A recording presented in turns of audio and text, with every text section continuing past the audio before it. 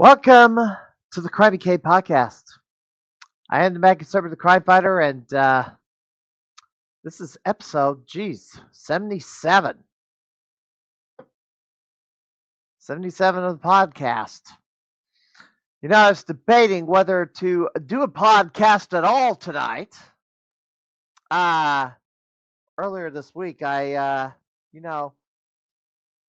Thanksgiving, Thursday,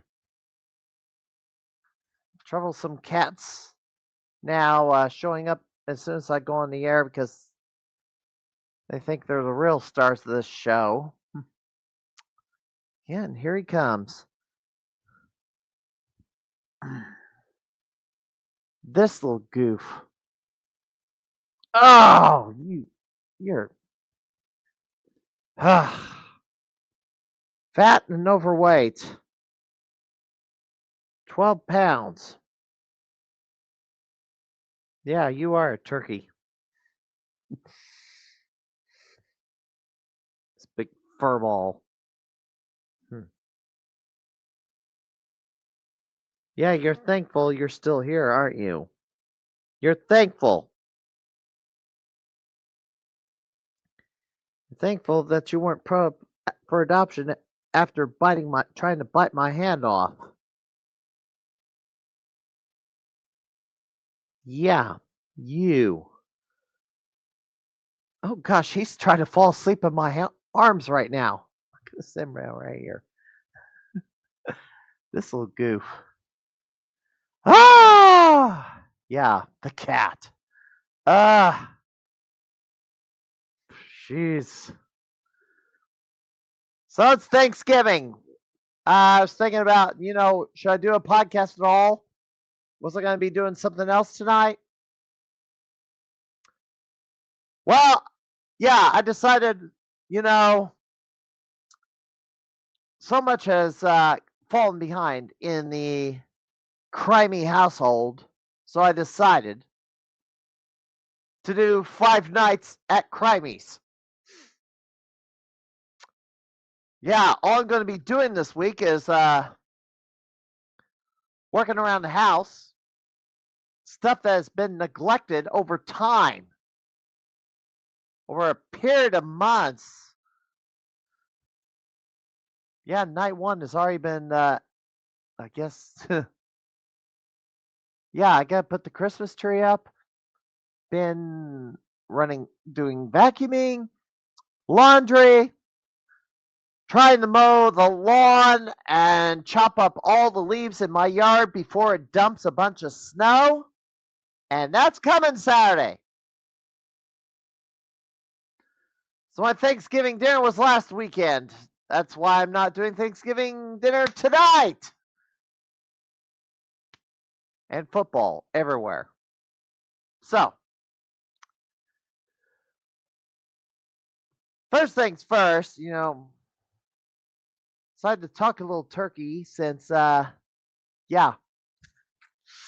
tomorrow's Black Friday, and gee, am I going to lead off with that? I don't know if I want to lead off with that just yet, but here we go. Let's just recap what happened. Let me see, put this up.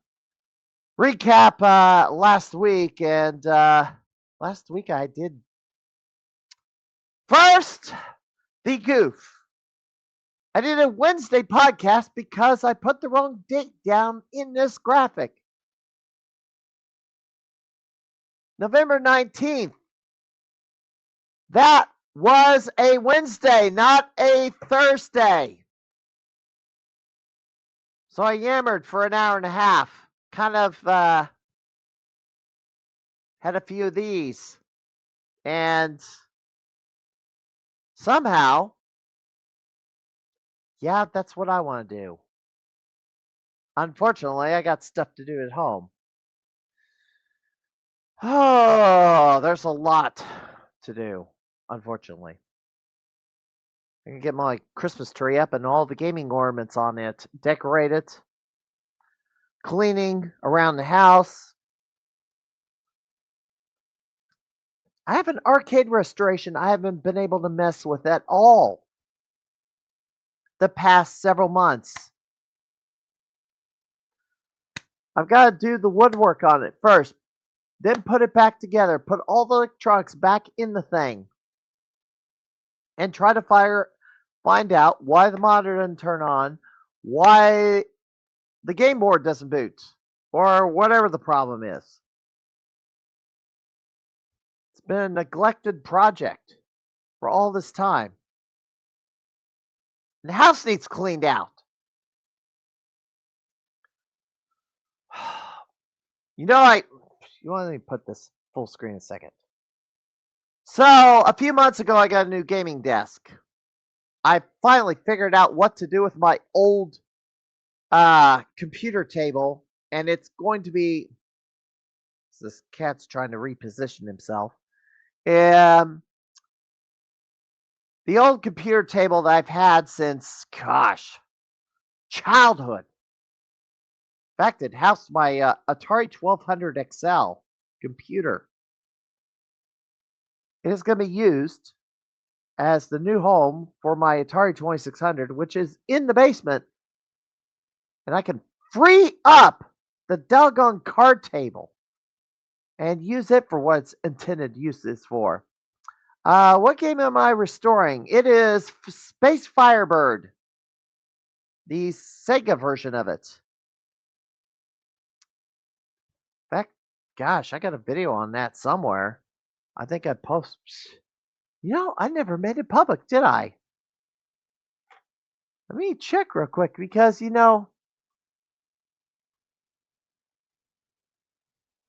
it's on my, so I have a Space Firebird cocktail. Oh, I wonder where it is. Oh, I do have it, but I have it unlisted. Well, you know what? I can air this video tonight. It's part of this pod.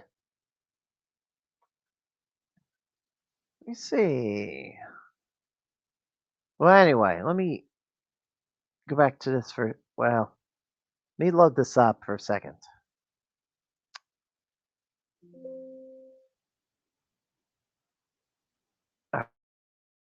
Well, anyway, Air 408, re-guest timeout. That's kind of a play on the old classic internet error.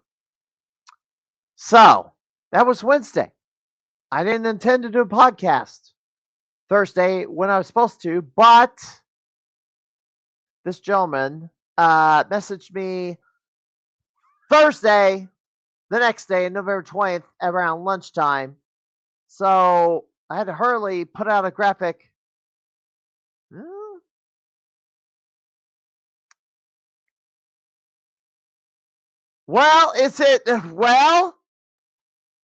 Is it Star World's Arcade selling this? Patrick O'Malley might be selling that. Anyway, let me see if I can find that daggum video, because the Space Firebird restore. Jeez. Where did I put it? I've got everything kind of just strewn out. Oh, here we go. Well, I might as well throw this in here. So this is the Space Firebird Restore project. This is Matt Conservative Crime Fighter, the Crimeycade podcast. And outside my little arcade here at my house. And, I've been wanting to expand the arcade in my Crimeycade back here. Yes, this place. And wanted to expand it out. Add games to it. But there's the problem. I can't transport arcade games in my little cars. I don't have a truck. I don't have an SUV. So what can I transport in my two little cars over here? Well, Today I was able to acquire a new arcade game for my Crimeycade. And what I acquired, and I'm going to have to flip this. And look at this.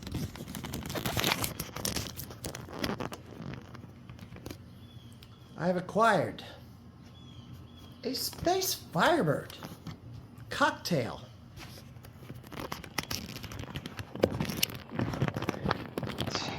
Released by Sega Gremlin back in about, I don't know, 1980 or so? Top of this is okay, but let's see what's going on with this. I bought it non-working for 125 bucks. There's suggestions about turning it into a 60-in-1. No way. Not with this control panel here. And, you know, if you're when you play this cocktail and you're expecting to play Space Firebird, Space Firebird is not a part of a 60-in-1. So this game does not power on at this time.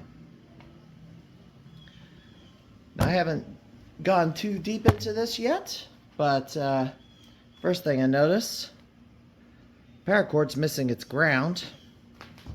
I did try to power this on, and I kind of hear buzz, but I am not certain that it will power on right now. I'm gonna have to do some word work here.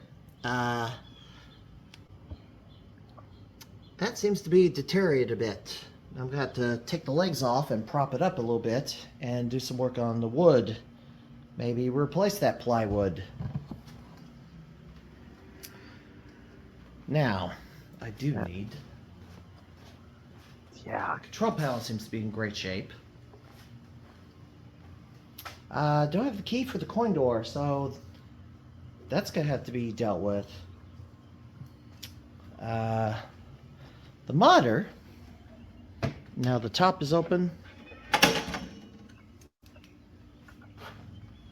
The modder appears to be relatively good shape or good condition. It is assuming there is no issues. See, there's not hardly any burn. It's just up here. The score. Boards are in here. Now I think, well, maybe it's just the fuse. See, I've not gone too deep into this thing yet. But control panels, the boards are in there. Power supply's over here. I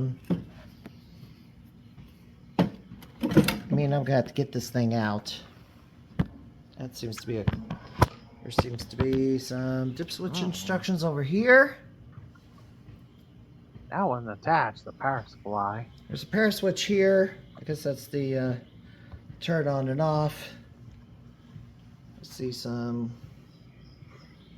stuff wired here. So, yeah.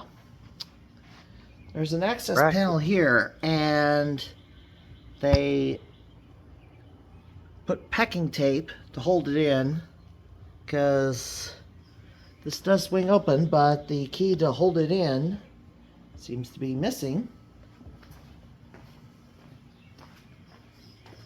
Yeah, here's the locking mechanism over here, but no keys with this that I found.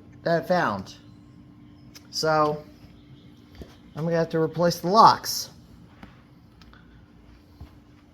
Control panel on this side seems to be in real good shape. There's a little piece out of that, but Space Firebird. First thing I'm gonna do is pull the power supply out, try to get this disconnected, remove this panel right here, open this up to access the inside of it, access the monitor, start disconnecting things, and then try to start troubleshooting, replace this cord once I find where it's attached, and go from there. So this is a bit of a project. I haven't done an arcade restore. You know, the last arcade restore I did, if you can call it that, was, gee, that decided to roll away. Thank goodness that this thing is super tough. But anyway, haven't done an arcade restore since, good grief, this little thing here. Yes, Mania challenge. Did a little bit of had to do cabinet work, but the game worked from when I bought it and was playable. But I had to replace the power cords, sand the sides, repaint the coin doors, and it cleaned up pretty nicely and it looks pretty good. Despite being in rough shape when I got it, looks pretty good for right now. And yes, where am I going to put in this room? Oh my goodness. Put it on this, gosh, put it over here. Oh, I found the spot. I mean, I put this in here. Yeah, I had a garage sale. So things are a little bit of a mess in here right now. But hopefully, I'm gonna get this thing rearranged a bit and see if we can get Space Firebird to work. Now, I wasn't going on my way to get a Space Firebird. It's a relatively simple shoot 'em up. Galloping Ghost Arcade has it. It is kind of on the hard side. You kind of think you could shoot the enemies like you do on Galaga over here, but not quite. I don't think you can fire fast enough to kill the formation. But anyway, Yeah. I'm gonna change my clothes since I'm off work and dress down so I can get my hands a little dirty. So we'll see you in a bit. All right, well, I got this thing taken apart a little bit. Tony. I took the leg off because, you know, it's that wood is just bad.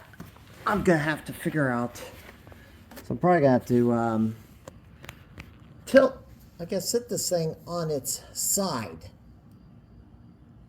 and then try to get this wood piece off. You see how deteriorated it is. I mean, this is all separated and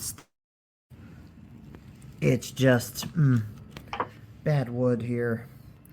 So I got the inside of this opened up. I did find two bad fuses in the motor, or at least one of the fuses blown out. I wasn't sure which kind of fuse to replace it with. Yeah, one of these is black, and so stupidly I unplugged this and then plugged it into a power directly and heard a pop, which was probably a mistake. So further digging around in this thing, found sheesh, there was this bouncing around inside of there, so that had to come out. It's like right behind the monitor.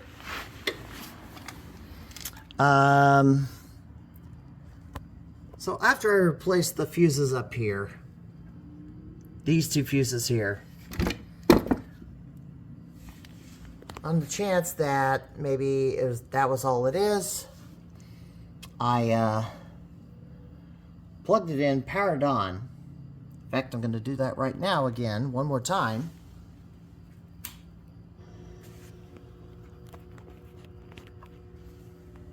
It is, I hear noise because, you know, there's power. I believe that was the speaker making the noise. So this game is on. However, No monitor display. It is not playing blind either. So I tried to coin it up to see if it's just playing blind and the board is functioning, but nope, not the case. Right now, I cannot get into the coin door. Oh, look at this, another loose screw. Another loose screw. Let's see if I can get this out of there. Hey, look at that fuse over here. So as that fuse stayed intact, it didn't look like it blew up. So I didn't see any other fuses. So at this time, yeah, here's the game board, and maybe I'm just gonna have to pull the parts. I'm gonna have to pull stuff out of here, and maybe have the monitor by itself for a bit, until I can figure out if the game board is any good. Maybe plug it into a different monitor and see if it even starts up, but I don't know at this point. Pretty early in this, pretty early here, and I'm not that much of an electronics wizard. I think I do need to figure out how to get this monitor out so I can have better access to the rest of the stuff inside. But, well, no progress thus far.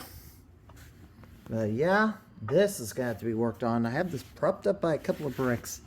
So, well, I'm going for Galloping Ghost for the weekend, so, I'll revisit it next week. See where I can go next with it. Alright, so today I've finally been able to start working on this seriously.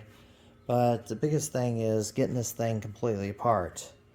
The power supply, Yeah, the coin I had to doors. disconnect all these freaking wires. Now, to be able to tell which ones go together, I'm putting markings on each plug, different colors for different plug-ins, and the mark on the two sides that are supposed to go together. Some of these are color-coded. So I will be able to, when I plug this thing, all these back in, they'll be able to match up. And this is the power supply. Awful lot of wires. There's also 4 fuses here. I don't think any of these are blown at all. Now this power supply is a little different. At least not the one that I'm used to seeing. Oh, we're in July. Do I have the other one in here? I wonder if I got the other one. Oh, yes. So this is a more recent power supply. This has only like 5 connectors up top. Find it though. So, I don't think I'm going to be able to replace this power. I don't know. It kind of seems like, I don't know if the power supply, I don't think the power supply has a problem, but, you know, how do I test this thing with the correct, to see if it's getting enough voltages? Because this is different than this one over here. And now I got this monitor out. Dude, more disconnections. This right here, I'm a little curious what this is for, but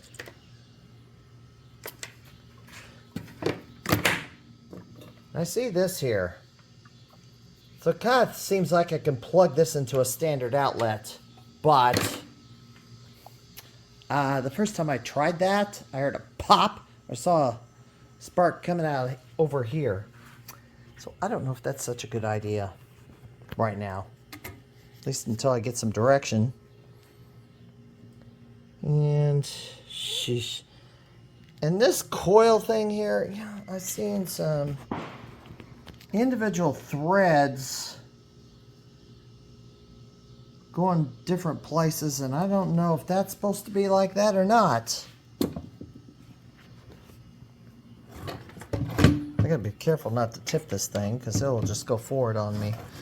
Because it is top heavy up here. Yeah, I need to go.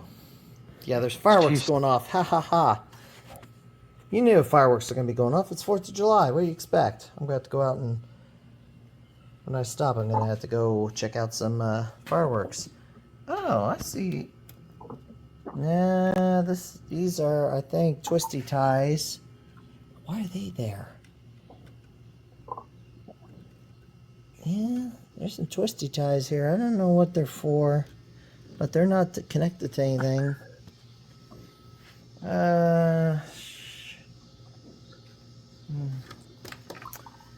So, I don't know. Now this is... See this back here? Nothing. It doesn't look to be anything in particular. What? That's obvious. Now I did replace a fuse. There's a fuse right here. At 5. Fuse that was blown. I did replace that. But it didn't seem to have any effect. Unplanned. Oh, there's another one too. Unplanned. Over here. Right over here. That's not easily gotten to. That doesn't look to be blown either. Or maybe I did replace that one. I'm not sure. One of these fuses. Hey, look us look. I know that. So, sheesh. We need a little bit of guidance as to what to do next. Now that the modder's out, the power supply's out, I have easier access to the interior of this. There's the game board, and I disconnected some wires to that. This coin box, I can't get to the lock. I'm going to have to take this coin box completely out. At least, and certainly get this coin box out before I even tackle the side of this. Because this wood here is seriously deteriorated. This is plywood. It's splintery and stuff. I have to cut that out. I would need to cut that out and put a new piece of plywood in there. So, I also found this little switch here. It says demagnetizing coil switch. I pushed it a few times, but doesn't do anything. I don't know if it's a power switch or what. But I see this goes up here. So it's connected to this.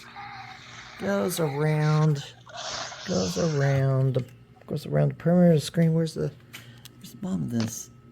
It goes completely around.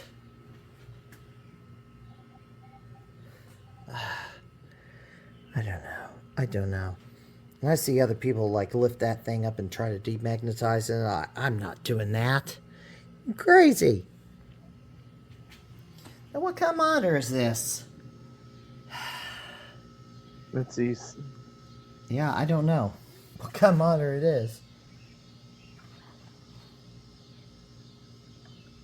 It's a second monitor. Mitsubishi. That, you know, this has got to sit for a bit. So, anyway. Getting that coin box out is something that I'm going to try for next, because the lock on it, I don't have the key for that. Neither the person who sold it to me. I replaced these two locks, which were easy to get to because they need to go.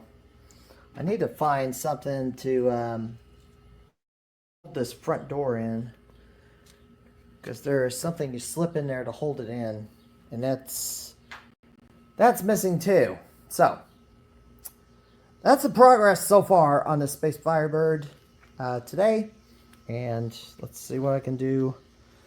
I'll keep going at it and see what I can find out and see what I can dismantle before I do the next steps of trying to get this game playable again. Alright.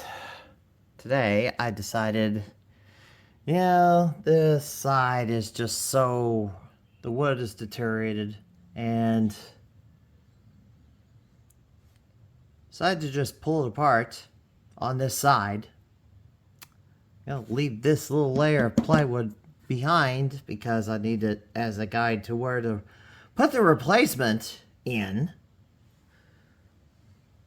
and where the screw holes go. This had to be torn. This had to be ripped out. This emblem here, I had to, unfortunately, tore the corner of this because it was mounted right there, but I couldn't pull it out. Pull it out. So I'll fix that corner later. But this had to be torn out. The plywood's going to have to be replaced regardless because it's just super deteriorated. I've had no luck getting the coin box out.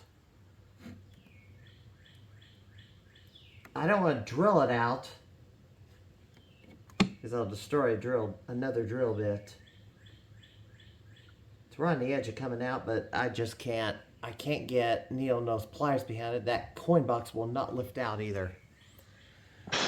So something's holding it in. I just don't know what. Yeah. But all this, yeah, it's splintered. It's all ready to go. And it needed to go. I can just do a new black laminate, new piece of plywood, mount that leg back on, and then go on from there.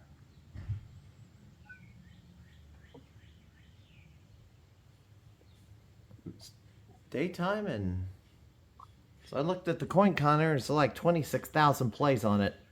I did find 1/4 inside a 1967 quarter that was kind of wedged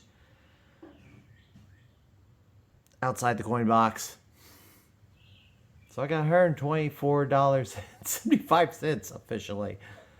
Anyway, I'm going to continue on. I'm going to get the rest of this wood off, and then we'll have to look at 2 or 3 layer plywood to replace this. So that's it for now.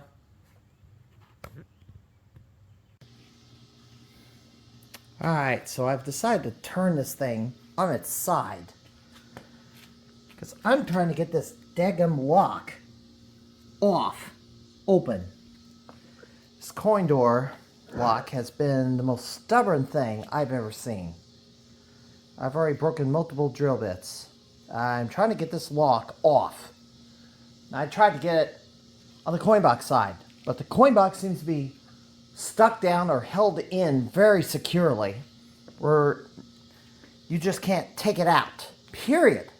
Can't get it out. So I don't want to budge. Plus I can't get a pair of pliers in to turn the daggum nut that's holding that lock in place either. So I'm having to drill this. I'm forced to drill through this. And I've drilled quite a bit, and it's just still... This is just very tough lock. So, still drilling at it, but so far, no luck. Yeah, and look at this. Yeah, I can see through the other side, but I can't budge this. When I'm done, when I eventually do get this door open, I'm going to have to bondo the wood. Because that's damaged on the inside now. Yeah, I haven't made much progress since replacing the other locks and pulling all the electronics out.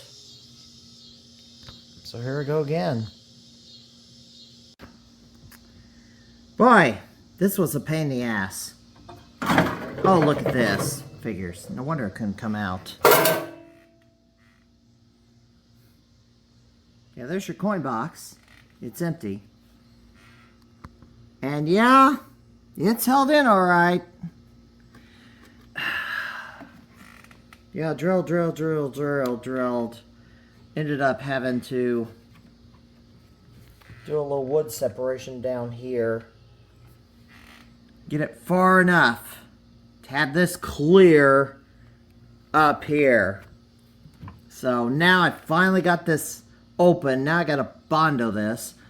I gotta get this stupid lock off. Yeah. This has been one royal pain in the ass to get open. I finally got it open. Now what's next? Clear this lock. So yeah, there's nothing in this box. Except for 1/4. That was outside the box.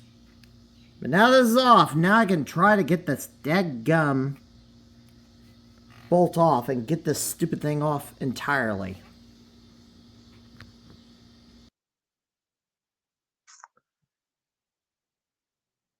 And that's it. So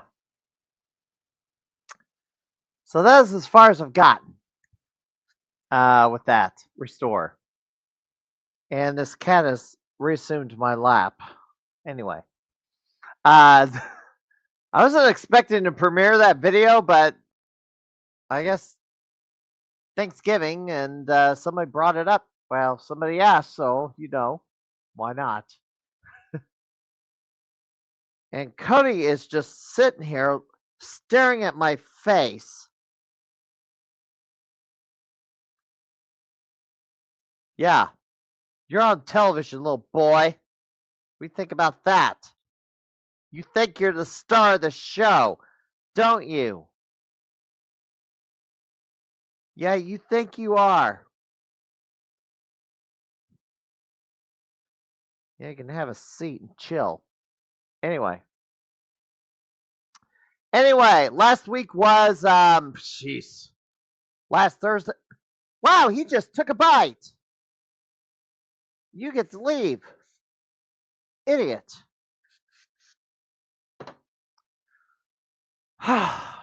Last Thursday, noon, Dan Lucen sent me an email offering to do my podcast that evening. I wasn't. No, I have two. Dan Lucen during my lunch hour said he'd do the podcast. I did not think I was going to get another shot at it, so I decided to do a podcast that evening. Bring him in. We went for a couple hours, and it was a fun time. If you did not get to hear that podcast, you should go back and listen to it. We go through basically some past history of the Midwest Gaming Classic, and you don't know how many times MGC came to its end. It's cheated death multiple times. Yeah. After 2004, it might have been the last one. After, gosh, it's been several times that obviously COVID could have killed the convention. So, I'm glad Midwest Gaming Classic is still going. And I have a streak of 21 cons in a row.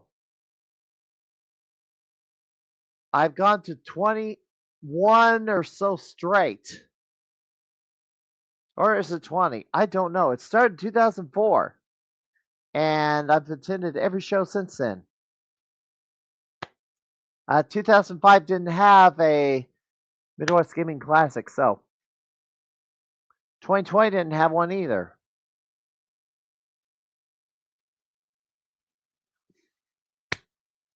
Oh man, have I reached 20? 4, 6, 7, 8, 9, 10, 11, 12, 13, 14, 15, 16, 17, 18, 19, 21, 22, 23, 24, 20. All right. So 2025 was my 20th con in a row. That was more than that. All right. Streak of 20. Anyway. And I'm going to be going back in 2026. So, here's an update on the score chasing. So, this week, Kevin Williamson has taken the high on Puyo Puyo 2. That was the Monday mystery game. And has run up 386,000 points. He has the high on Puyo Puyo 1. So, tearing it up because he knows that game. Kairos. I had the house high, and then Andrew took it back, took it from me. 318,000. I live rent free in Andrew's head, by the way. It just seems that way. Also, Andrew Owasco took the house high for Samurai Fighter Shingen, 130,000. He took that away from Jimbo / James White. JP Pitts continues to increase that Power Stone 2 score bit by bit. A newcomer came to Galloping Ghost Arcade by the name of Jack Retro. Got the mechs out on Mobile Madness 2, but he also took the house high on Art of Fighting 2. 864,000 or 865,000 almost. And then Jeremiah Smith, last week on its play stream, got 94,000, a little more than 94,000 on Zombie Revenge. But that's not all. You see that name, Zurst. Zurst and Pete Hahn, Jamie Tibbetts, a couple others made the trek over to the fun spot in New Hampshire. And Justin Vithel, aka Zurst, has the new house high on Snake Pit. That is a Bally Cinti game. Galloping Ghost Arcade does not have that available for play on the arcade floor at 682,000. That was achieved on November 22nd over at Fun Spot. Another person who was tagging along by the name of Steve Wagner took the Arcade World Record on Commando at 3.4 million points. Fred DeHart did go, yes. Fred DeHart did go along on that road trip. Another game that the Galloping Ghost Arcade does not have available for play on the arcade floor is a title game known as Land Sea Air Squad. Steve Wagner got the house high for it, breaking 1 million points. Land Sea Air Squad does have an alternative name. Gosh, I need to look that one up real quick because, Land Sea Air Squad Arcade, I've never heard of that one. Did not hear it. Did not know what it was. But it's got an alternative name. What was it? Oh gosh, it's got Riku Kaikus Sase. That's not what it was. Not what I thought it was. Good grief! There is an alternative title. I know it was. I think it was Landing Party or something. It's not Landing Party. Shoot. I knew what it was. I couldn't find it. It's out there somewhere. Oh well. Kind one floor. Let's see what it says.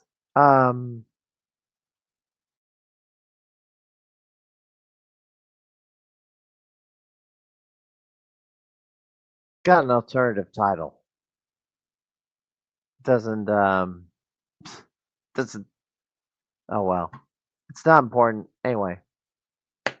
Congratulations, Steve Wagner. Got a couple of house highs. Pete Hahn, being the Orcade referee, was able to verify the scores as new world records or new house highs. That Commando score is higher than the highest score at the Galloping Ghost arcade. Moving right along, because I'm just babbling. Chase for tokens. Well, it continues. Musty Zagopian has broken the 8,000 mark. Only the third gamer to do so. Andrew Wasco is about to break the 11,000 mark on wins. Pretty much the order has not changed and hasn't for quite some time. First, leapfrogging over Chris Plackey was the last change in order that this thing has had. And the power rankings haven't changed either. This order of the top 20 has stayed the same for months, ever since T20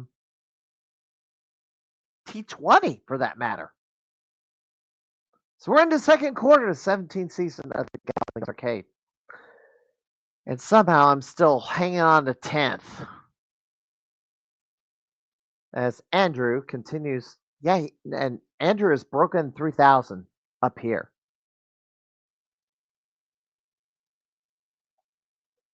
If anyone's going to catch Andrew, if Andrew is going to lose the Ghost Rider position, scores are going to be taken from Andrew, and quite a number of them. Because he's got a 900 token lead over Pete Hahn. And Pete Hahn was the Ghost Rider for quite some time. Okay, so the tokens. Actually, I need to answer this. Have I been spot before? No, I've never been to New Hampshire. So, the tokens. So, let me go back here. How the tokens are determined. So,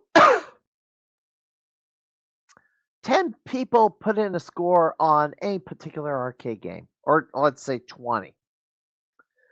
20 people put scores in on a game. Let's say, I don't know. Oh. Puyo Puyo 2. Since that's the last Monday mystery game. 20 people put in a score on Puyo Puyo 2. Kevin Williamson, on this particular metric, because he has the house high, he would get all 20 tokens. You get 20 tokens. Second place was, I don't know, 90%. The score is like 90% of what the house high is. So they would get 18 tokens because it's 90%. So if you had 95%, it'd be 95. Third place, let's say, the house high was like 300 some odd. So somebody put in a score of like 150. And it was like half of what the house high was. So they would get 10 tokens. And for all the games you put scores in, whatever percentage of the house high is taken, the number of scores that have been put in on a game, the percentage of your house high goes to figure how many tokens you get on a game. So if somebody scored 1,000,000 points on the game and a bunch of people put in scores that are like, I don't know, 10, 20, 30,000. That's like 1%. They get one token. Just one.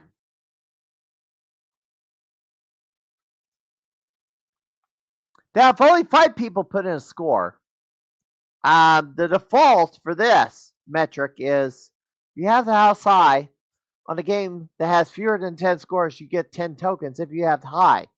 But then I'm on the wrong page for that. Let's go to this page here. So if you got the house high on the game and there's like, I don't know, 5 scores for it, you would only get geez, I gotta point that way. You only get 5 tokens. You get the house high, and then you get 5 tokens for this column here. So Andrew has almost 11,000 tokens. And that's the activity metric. But this is at 3,017 tokens is the sum of all the scores put in on the 209 games that he has a house high on, or world record. I have 30 scores that are good enough to be the house high at Galloping Ghost, and the sum of all those is 336. If you get a tie for the house high, like Marvel Madness 2, because the highest score is 99, is a point under a million. Everybody who gets that max out score on Marvel Madness 2 gets all the tokens. Gets that first place finish, and then however many people put in a score on that game. T20, of course, 20 people put in a score on that game. So you want to get the max out on Marvel Madness 2. Ditto for a game like Bad Dudes, or Karnoff, or Mercs.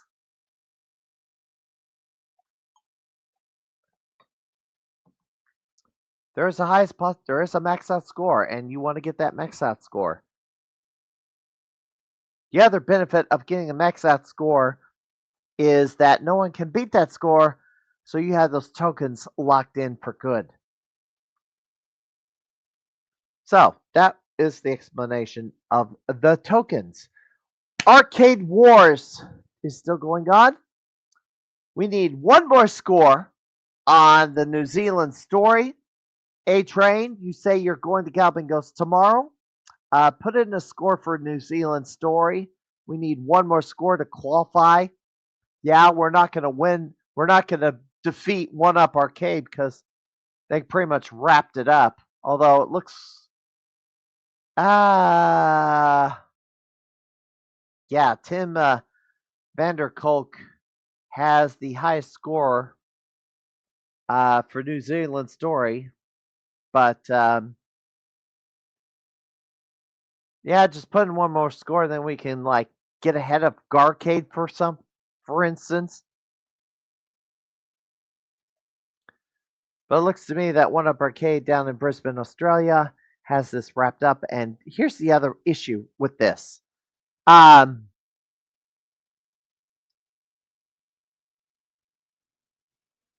Arcade Wars used to be a big deal. But lately, it's like nobody cares about it anymore because it's all about the challenge cards. It's all about these. It's all about these challenge cards. That's what everybody cares about right now, not Arcade Wars.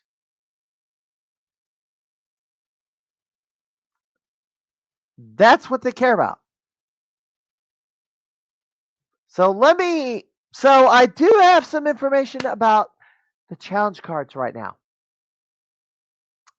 I don't know if I'm supposed to have this information, however, but I'm going to do a little bit of recapping here.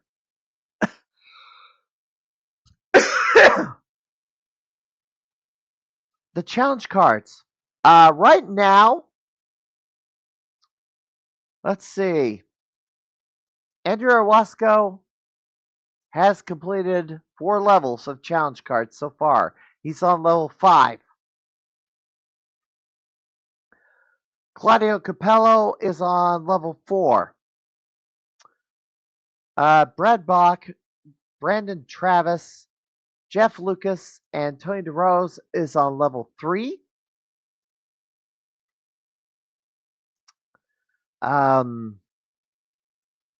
Jamie Tibbetts and Matt Spoonmore are on level 2. I will be on level 2 as soon as I get the card. Jeez. Next time I go to the Galloping Ghost Arcade, I'll be getting my level 2 card because I've completed my level 1 card. So a couple of interesting developments that I've noticed that, I kind of dumbfounded.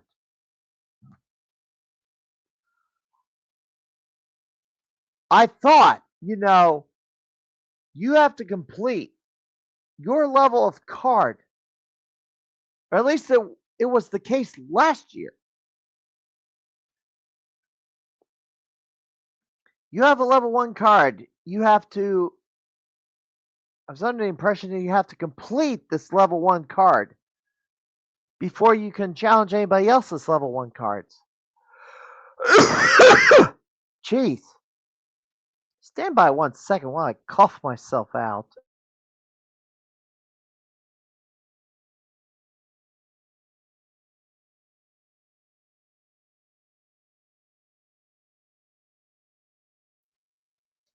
Wow. Yeah, I'm coughing up a lung.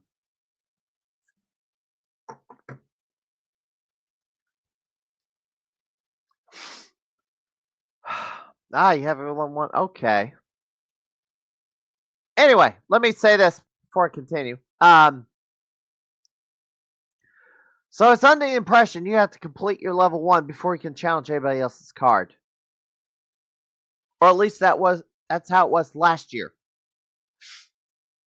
You have to complete your level 2, your level 3, before you can challenge a card that's higher level than you are. So Andrew Owasco is on his level 5. I kind of have access to a little inside information. I don't know if I'm supposed to have that access. I know a few others that do. I happen to notice that. Holy cow! Drink water here.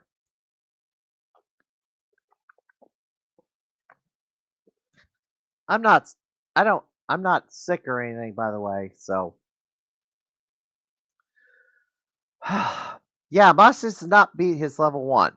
However, Mossy's has beaten other people's cards, which is kind of interesting.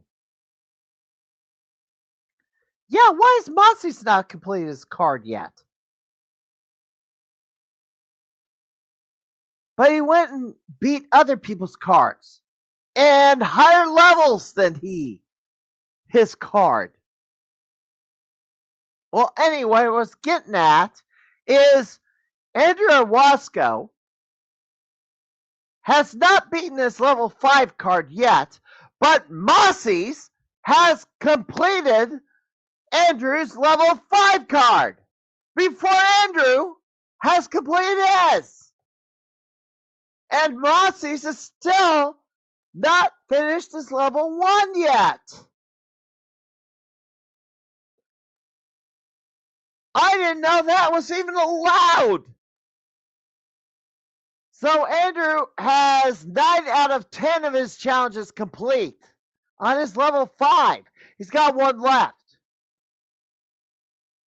But Mossy's has completed level 5 on Andrew's level 5. He's beaten his level 4 too.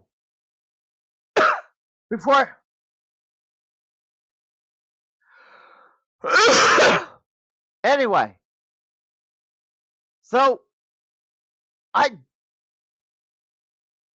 I'm dumbfounded. And he's complete. And see, here's another one. He's completed Ben Falls' level 2 before Ben Falls complete his. Mossy didn't even touch his level 1 card. And Mossy's has completed, I'm kind of looking through these names here that I'm not supposed to, or I don't think I'm allowed to see, but good gosh. He's cleared several.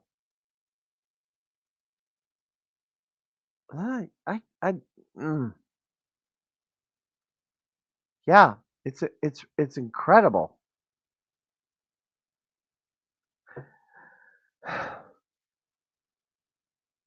So yes, Mossy's completed multiple other. Well, he's completed a few level 1 cards.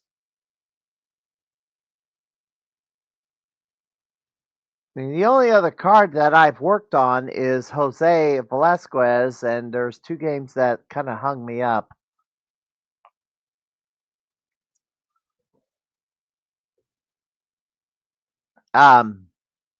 Jose's not completed his card either. Jeez.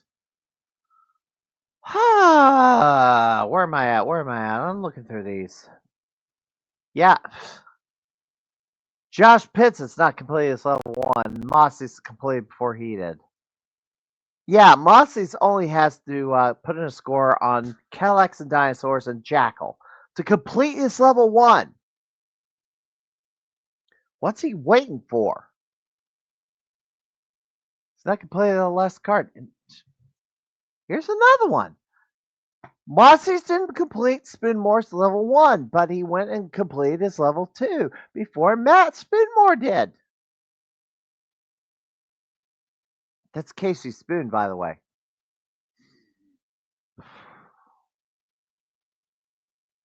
And Matt Walters, yeah, his score ain't done. His card ain't done yet. Of course, Andrew Owasco went and completed my card first before anybody else. Anyway.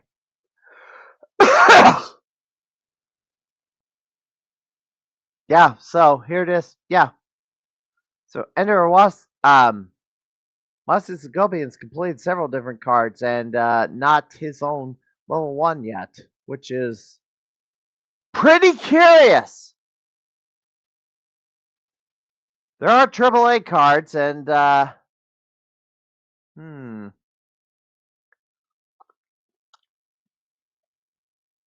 well, there's 3 levels of AAAs so far out there, so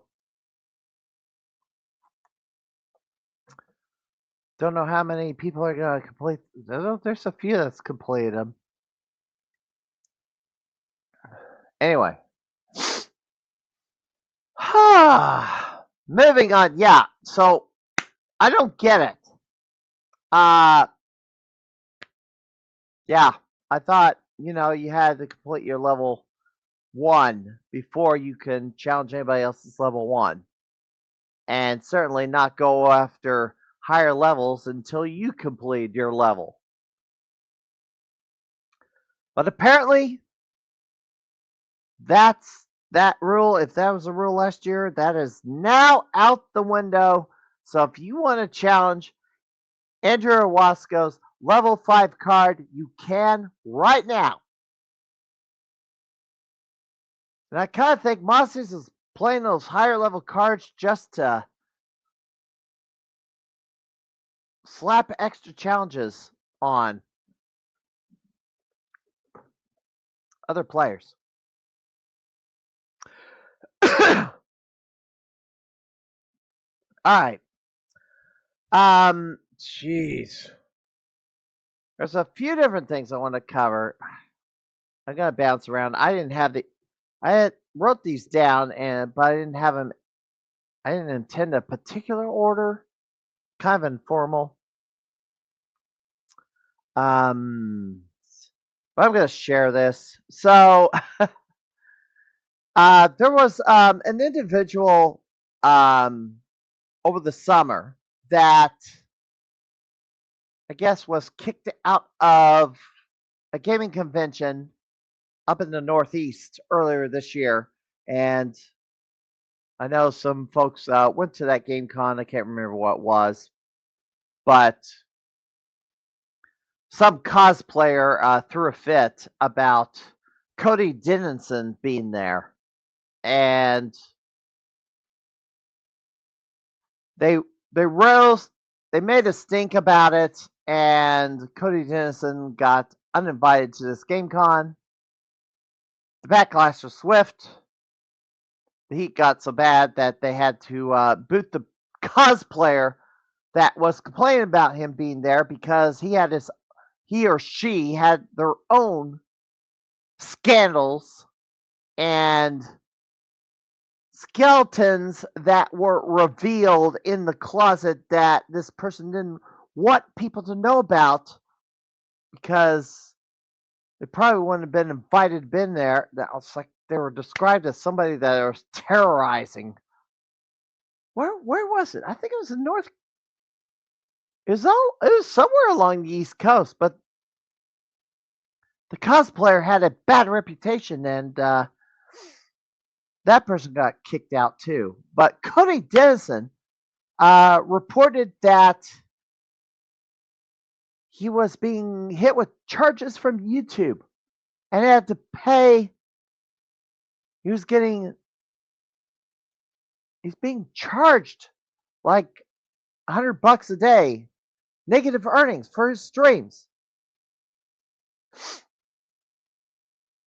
And he lost upwards of $10,000. Now, what are these chargebacks? It's basically somebody does a super chat where they pay a few bucks to get your post highlighted in the chat stream, and the host is obligated to read that super chat on his stream. Of course, that super chat is revenue for the streamer. That is a feature that YouTube does. Twitch has their own feature, their version of it in terms of bits. Facebook has stars. Well, somebody was trying to, I guess, get a refund for these super chats, possibly a scam. So Dennison was getting hit with, YouTube was charging him hundreds of dollars over the period of days. And he disputed it, but Cody, aka Camelot 331, and he's also a NASCAR driver, tried to fight this, but he lost.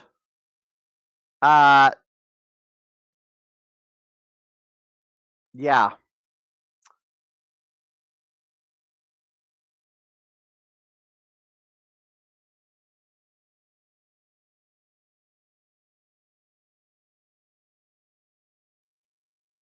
Oh, that was interesting. Is my signal good? Wonder why it blanked out for a second. Anyway, Cody Dennison got charged quite a bit of money, and now he's on the hook for $10,000 or more money, and that is going to seriously crimp his lifestyle because he doesn't have this money to go paying back YouTube right now. And it is a bad deal. In fact, there's serious shenanigans going on with YouTube. That's one aspect. I read another post, and I gotta find this. So apparently, someone got Oh, somebody's asking me who am I interviewing. Nobody right now. Gosh, where's the search bar? All right. So promotion, a wrestling promotion by the name of Big Time Wrestling, who operates out of Augusta, Maine, posted a note saying that they had to mark all their entire YouTube channel private because YouTube said they're no longer eligible for monetization because of reused content not clearly a creation of the channel. It may have been repurposed from another source without adding significant original commentary, substantive modifications, or educational or entertainment value, which is nonsense. They own their videos. They own the video libraries of a dozen different wrestling organizations. And their appeal of this decision was denied because it didn't contain enough visual examples of your filming, editing, or creative process.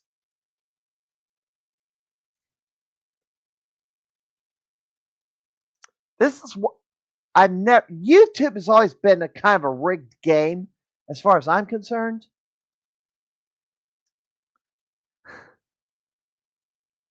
I've never monetized my YouTube channel, even though I posted videos every week, because YouTube wrestlers use commercial music for their themes to go to the ring. They don't pay royalties because they are in they're on the independents. They're not on broadcast television. So they use that copyrighted music. I don't cut the copyrighted music out when I'm filming the matches. When I film the matches and put together the episode, and I've had to move some of my episodes over to another streaming service like Rumble because, yeah, Warner Brothers wants to be real stingy about fair use. Of course, WWE complains about all the times I use a clip of their footage for the end of the year review shows that I did. So, YouTube is a mess right now. Currently, I use YouTube as a replay outlet, but my episodes of the Crimeycade podcast air live on Twitch and Facebook currently. Nowhere else. But Cody Denison got royally screwed here. I don't know what he's going to do, but he's probably going to be forced to. His revenue's got to come from Rumble and Kick, but he doesn't have the following on those services like he does on YouTube. And that's a problem. That's a big problem. YouTube being owned by Google has the lion's share of the video streaming market. And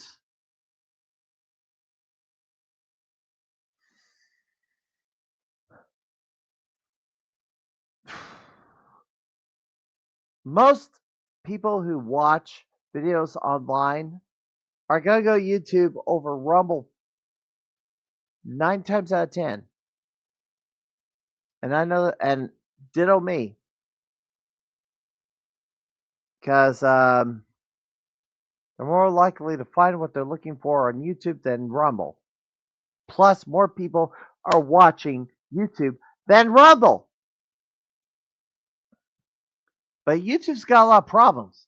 If you're a content creator and you're trying to make money on streaming or make a living on streaming, yeah, you're playing with fire there, by the way. Yeah, you don't want to make a living on streaming.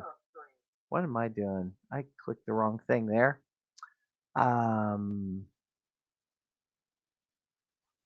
But yeah, you don't try to make a living on streaming on YouTube. You're playing with fire. There's too many hoops to jump through to earn revenue off YouTube, which is why I'd rather use alternatives. I got some money out of Twitch. They did pay me something, but lately I get more views on Facebook than I do Twitch. And there's been all this controversy having, ever since TwitchCon just kind of brought it to the head. The CEO of Twitch is in very thin ice, and I'm surprised he's not been fired.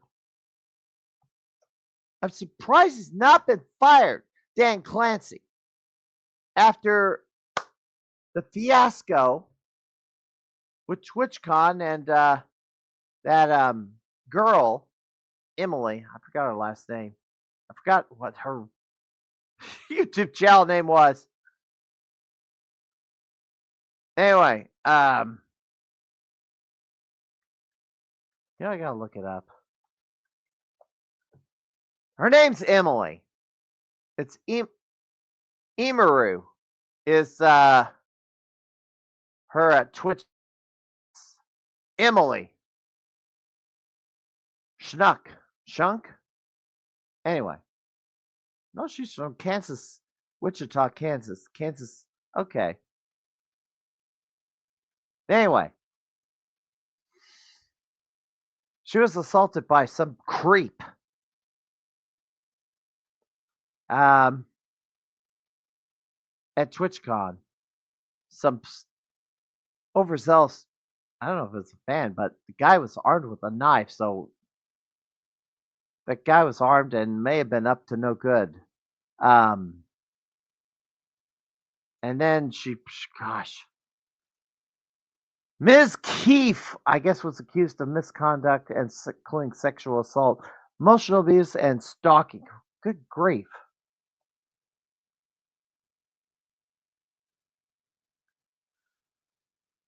And now Ms. Keefe, I didn't even see this. Ms. Keefe has filed a federal lawsuit against Emaru along with Osmongold, OTK Media Inc., Mythic Talent Management Inc., and King Gaming Labs for reputational harm, loss, saying is emotional distress. Boy, I've got to catch up on that one. Good Lord.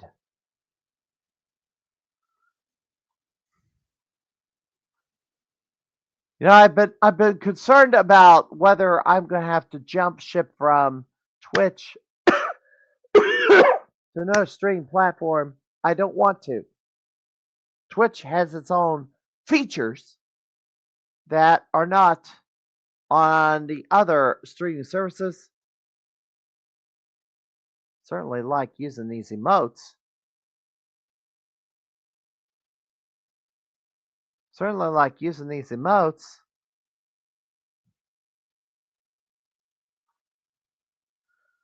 So that's a mess. Anyway, Cody Jensen's got some problems, because streaming, he makes quite a bit of his money for streaming, but NASCAR is another matter. Gosh, he also got kicked off the. Guess some sponsor pulled their support from him because he was a conservative. All right, let me switch gears. There's another thing that's been I've noticed lately. Let me Jeez. Well, a few weeks ago, I had a problem. Memory in my computer was my web browser, Firefox. Tabs were crashing left and right for no reason. And then I got the black screen of death that replaced the blue screen of death saying I had memory management error. And also digging through the event viewer that I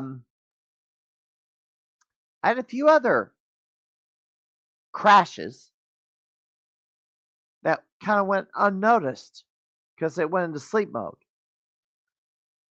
Ran memory diagnostic and there was a failure. Noted. Hardware problems were detected. So I was trying to figure out what the heck's going on. They ended up starting to pull these memory chips out, then rerun memory diagnostic. So right now I have 32 gigabytes of RAM in my desktop computer. This is DDR4 memory. This is an 8 gigabyte chip.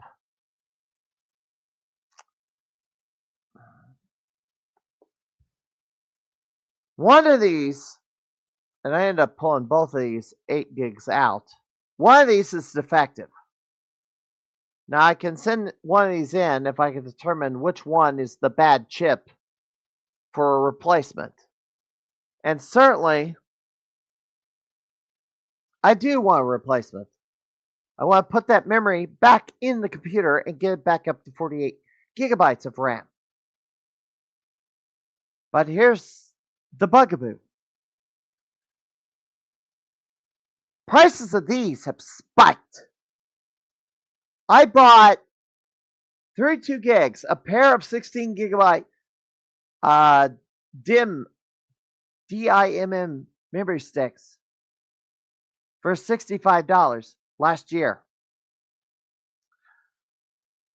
The price of those memory sticks, the same brand, same DDR4, same chip speed, has more than doubled. Paid $65 last year. You'll be paying somewhere between $150 and $200. And why is that? Why is that?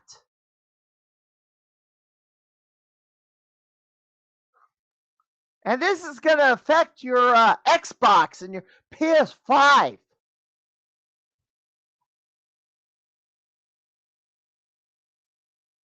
Artificial intelligence. Yeah. That booming artificial intelligence industry that generates those fake videos. Good gosh, look at this. 32 gigabyte Corsair Vengeance DDR5. $95 or less most of the year. Last year, mid-August onward, started climbing, and it's like sitting at $184. Doubled, and now it's sold out. Yeah, here we go. DDR4. What's mine? It's mine's DDR4, but yeah, it's 3200. Well, it's 3200. Close enough. $161. Yeah. Sold out too. So you're paying for more for memory because all that memory is being used for these AI data centers that generate those pictures and stuff you're seeing. Let me show you something. Let me show you something real quick. Let me show you something. So StreamYard now just rolled out an AI feature. And see if I can shrink this down. Can I go down? Nope. Let me go to this. This is AI. This was an AI generated image by StreamYard. I basically asked it to produce a picture of an arcade of video games, pinballs in, I don't know, a mall. You know, Galloping Ghost may need this amount of space to put all the arcade games they have, and including the ones in the vault, out in one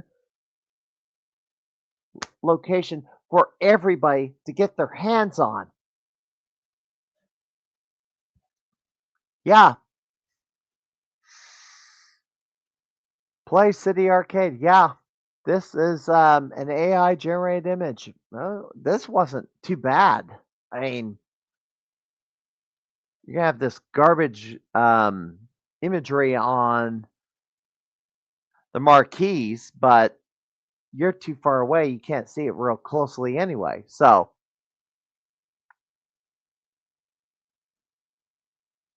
but the artificial intelligence used to create that, going to all these data servers, all these server farms. You know, there was a big old fuss about, yeah, and here's another. This AI generated stuff is going to be, yeah, let me see. Show this.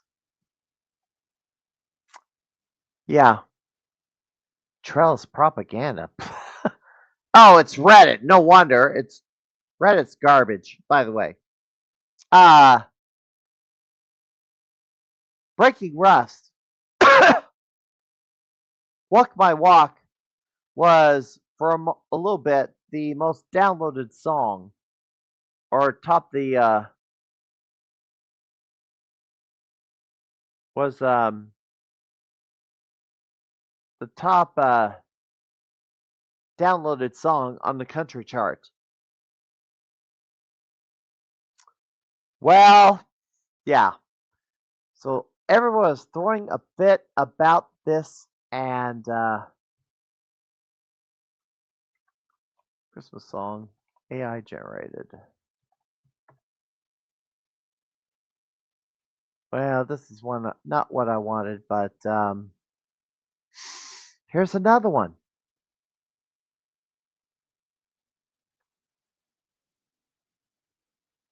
This guy is AI generated. Another chart topper.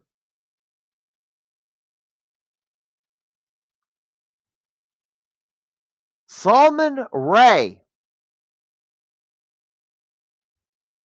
Voice, lyrics, persona completely correct, crafted through artificial intelligence.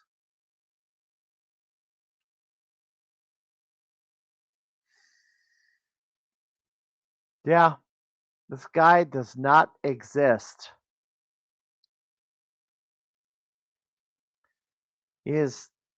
Solomon Ray is no longer the AI experiment. He is now the biggest new voice in gospel music, period.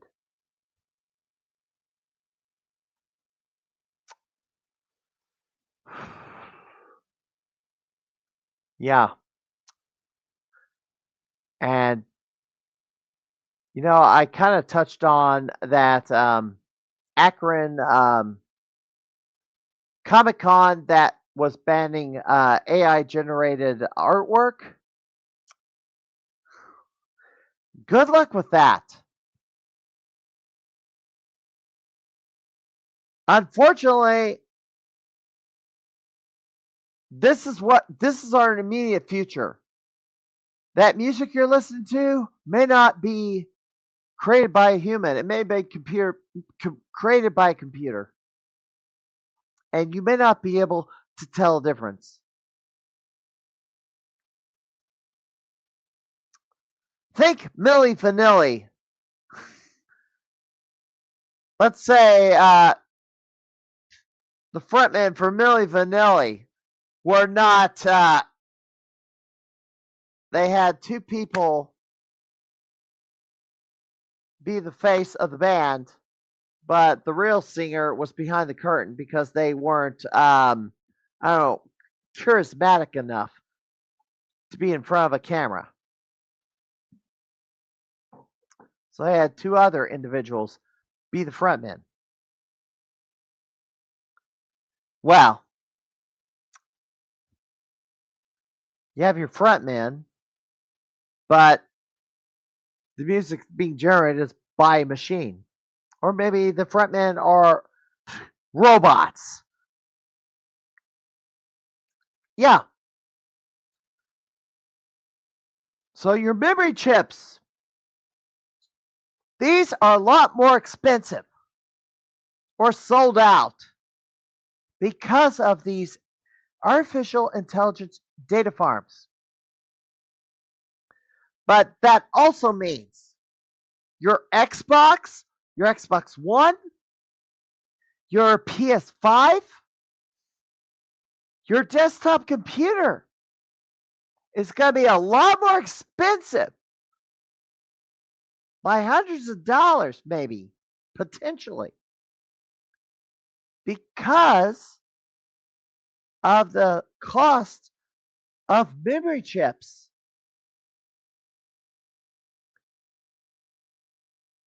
You know, years ago, Nintendo copies of Zelda 2. Jeez. Well, all their popular titles for that matter were super expensive all of a sudden because DRAM chips. There's a DRAM chip shortage. Here, hold on.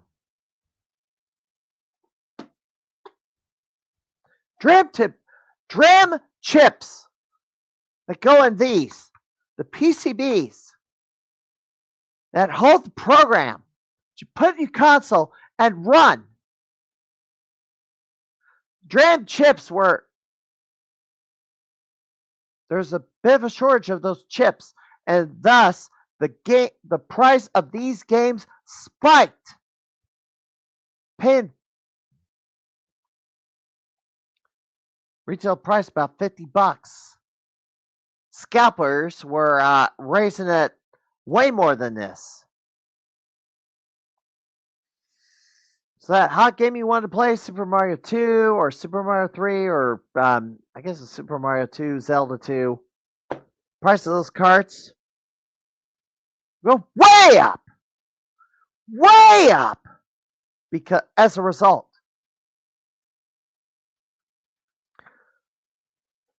So these memory chips are making your consoles more expensive. Thankfully, you're paying more for your games, or at least you're not, in theory, not paying more for your games for a digital download. Although AAA games are just spiking in price. God freaking Lord. It's been a scandal. Well, let me rethink that a little bit because price of individual titles. Oh, look, I have a Thanksgiving pack. Why wasn't I given this earlier? Good gosh. Yeah, why wasn't I need the overlay. Where's the overlay? Yeah, let's put the turkey wagon. There's a turkey wagon. Jeez, turkey badge. Happy Thanksgiving. There we go. I was looking for that. Oh, there's a candy pumpkin in here. Anyway, I was looking for that. I thought StreamYard offered all these extra backgrounds for Thanksgiving. Or at least a week ago, but they just now offered it for tonight. A little late though, but Jeez. Just offered it tonight. Like right in the middle of the stream. I mean, yeah, this is the other backgrounds they offer. Yeah. It's now sent one to me. Look at that. Now that's trick or treats. Thanksgiving. Oh. Autumn harvest. Yeah, so now they just there you go. Happy Thanksgiving. Anyway, go back over here. All right. Anyway, I'll keep that little badge down there.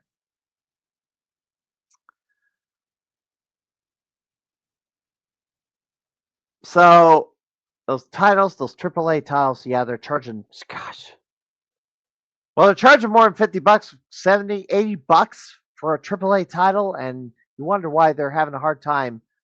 Why the launches of some of those games have arrived with a resounding thud, and those live service games really took it on the chin. But yeah, you wondered why are they having so much problems? Anyway, moving on. I thought I was going to get to Black Friday sales, but so Black Friday. I'm gonna show this. I haven't participated. This is tomorrow morning. I haven't participated in a Black Friday in years. There's just nothing I'm after right now. Yeah, Walmart, Ollie's Bargain Outlet. They don't have any game. Well, they do. Sam's Club. It's like Amazon. It's like because of Amazon, you can order your stuff from there, and it's not even touch the freaking, not even sit in line, not even leave your house. I drove by Best Buy late this afternoon to see if anybody was camping out in front of it like they have in previous years. Nobody's camping in front of Best Buy right now. Nobody was camping in front of Best Buy. Previous years, you'd see tents erected at Best Buy. People waiting in line. I didn't see that this time. Target is like on very thin ice.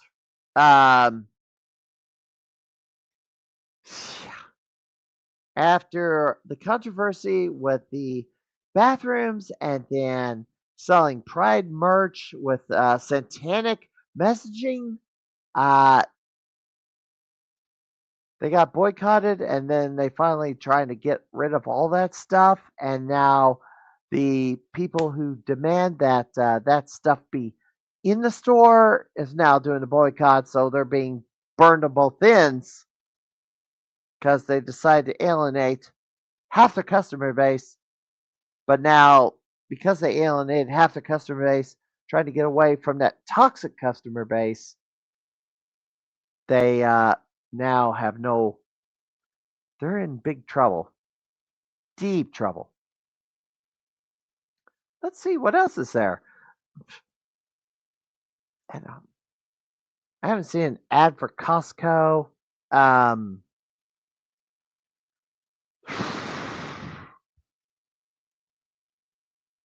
Yeah, so I kind of looked through some of this, and it's like nothing that really. Once again, staples used to be staples all over the place. Now they're hard to find. I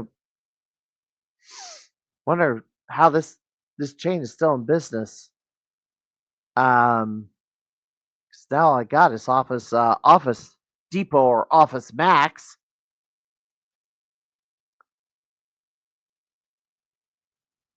Yeah, Electronic Express. Oh, I haven't seen this one. Where's the one of these at? TV deals. Yeah, here's your PS5.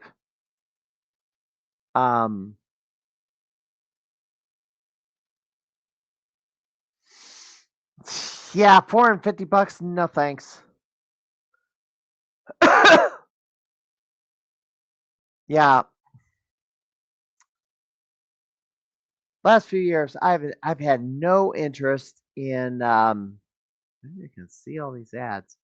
I've had no interest in going out for Black Friday, or at least getting up early to go out. I may go out mid morning to go after certain things, but the age of ordering your stuff online, going out to shop the day after Thanksgiving, not motivated to do it anymore. I haven't been motivated to do this in quite some time. I do kind of a little bit of an interesting thing is there's all these people running around on social media saying they're going to boycott Black Friday because I guess election didn't go their way. These are probably the same people who are fist fighting in Walmart over cheap flat screen TV. To that group of people, I say good riddance. That's going to make a lot of people's Black Friday shopping a lot easier because they don't have to deal with the drama of these toxic whack jobs running around. I do also want to mention that. Gosh. Oh, here. I need to catch this up. Yeah. Interesting.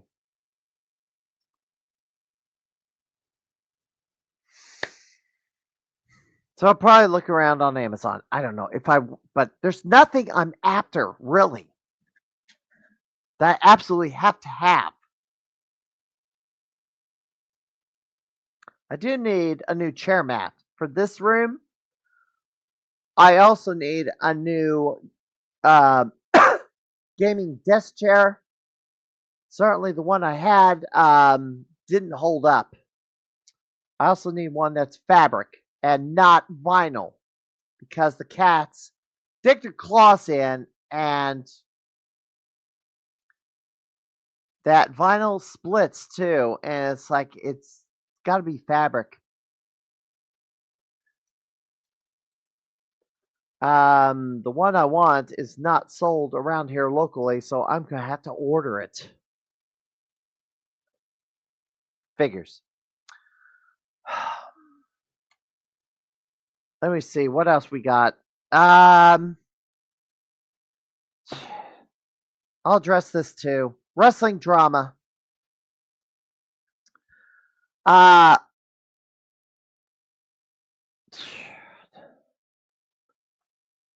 so 2.5 years ago, 2023 was a freaking mess. It was peak lunacy for the identity politics movement, where they were making all sorts of demands, demanding this, demanding that, saying this is the way the world is now. You better go along with it, or we will cancel you. And you probably see on the news this week that the world's strongest, the winner of the world's strongest woman competition got stripped of a championship because this person did not. Good great, this cup holder keeps popping out. The person who won that competition did not disclose that they were born a male.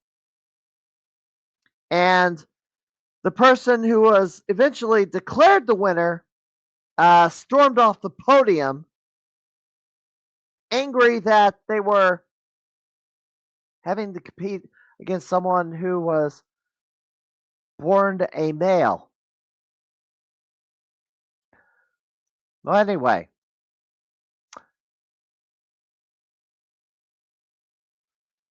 people threw a fit because I expressed an opinion about men holding women's titles. And people were using the situation to, I guess, grift or at least claim territory or roster from others, basically taking advantage, exploiting the situation for their own benefits. They had their exterior motivation claiming that they were preaching against bigotry, but they had their ulterior motive that they had a financial stake in benefiting off of wrong think.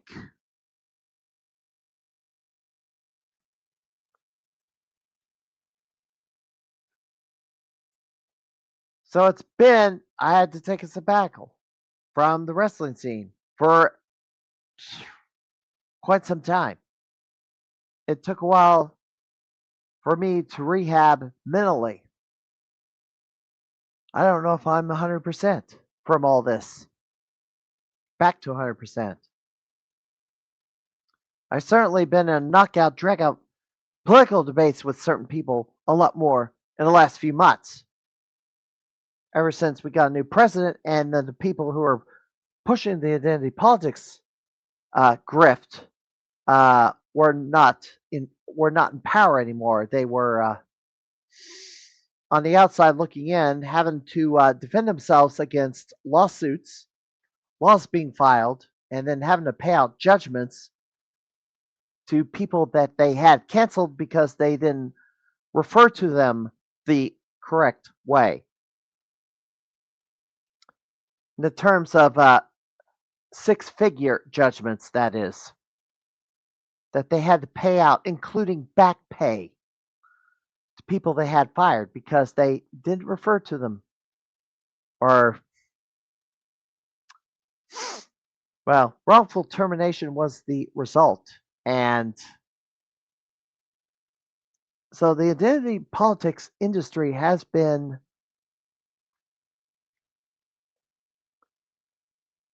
not happy with how things have been going lately because they've lost so much ground in a short period of time. Regardless,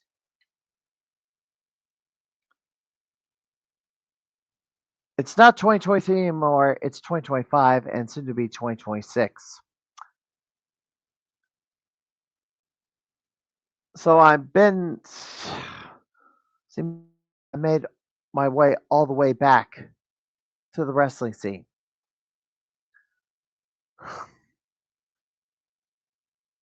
Now there's fallout because there's with my drama, there's other people's drama, and other people's drama, their moral,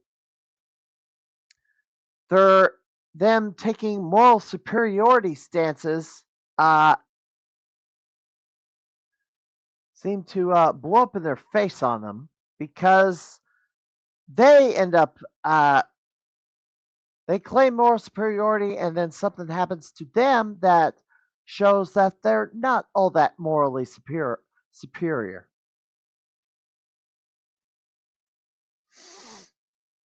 One had some accusations levied against claiming that he was having improper relations with somebody younger than him.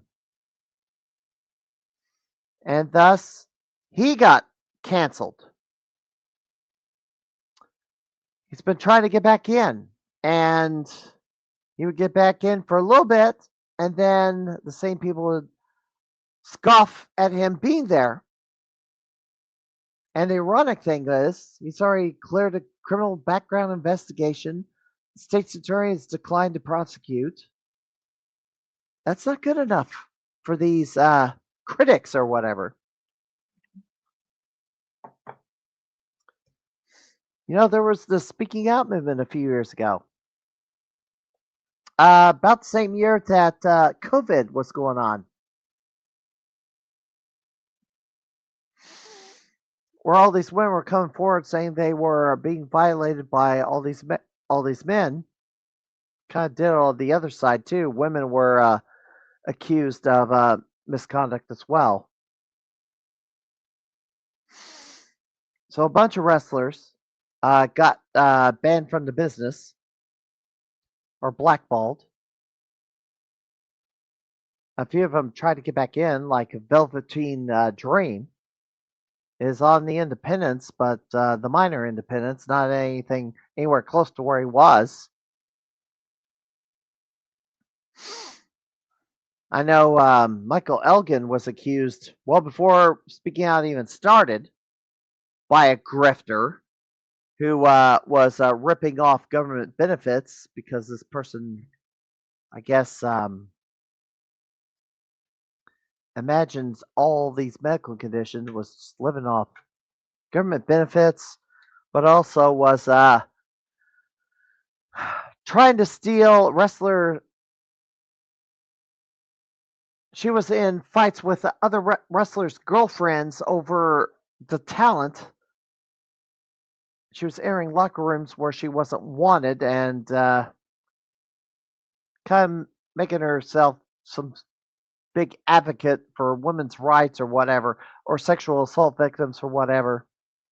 But she was a predator herself, a grifter, a liar. Elgin was just kind of railroaded out of the business, or railroaded from the big stage.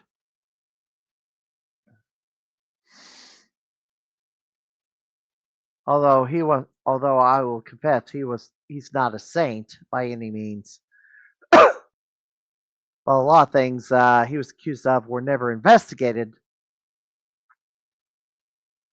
Regardless, uh,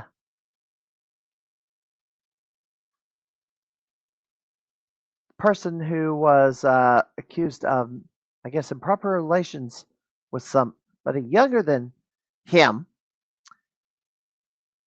he's been railroaded for the most part out of the wrestling business. He only wrestles for one particular promotion, and that's run by family. Every time he tries to make a comeback, certain people on social media start running their mouths about he did this, he did that, but they won't pick up the phone and call the state's attorney of wherever the incident happened. They won't pick up the phone. They're acting as if, you know, the biggest failure of the speaking out movement has been they have not, all these people that have been accused of serious crime, sexual assault, um, harassment, what have you. How many of the accused ended up being prosecuted? I can't think of any. I didn't see any. Even Joey Ryan wasn't prosecuted, criminally prosecuted. If he's guilty as they say, he's as criminally did all these crimes that they say he did, why didn't they prosecute him? File charges, put him on trial. So speaking out, its biggest failure was they didn't get anybody behind bars. It seems like getting them out of the wrestling business was enough.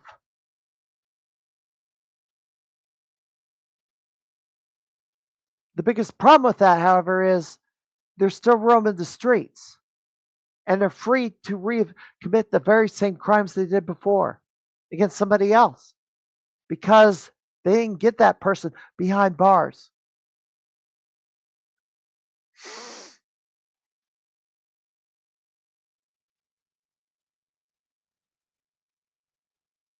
So they're mad because one promotion gave this person a chance, allowed them to come back, but because they've already been under a scandal once, or that gum bunch of people tried to cancel me and others, blackball, because I had the wrong opinion. Ironically, I'm on the 80% side of that opinion, by the way.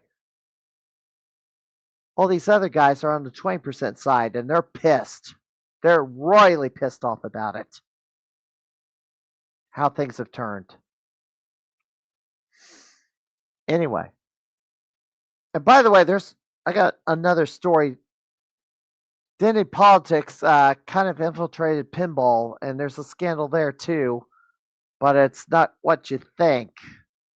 I got to cover that because nobody else has. And that'll be the last story on this before I wrap it up.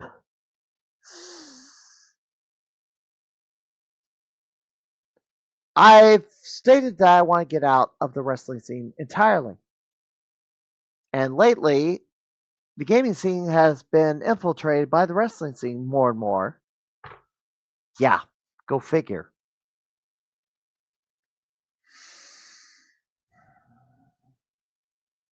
Because of what happened 2.5 years ago, as like the goal has been get things more than halfway back to what it was before I will leave on my terms. But what are my terms? And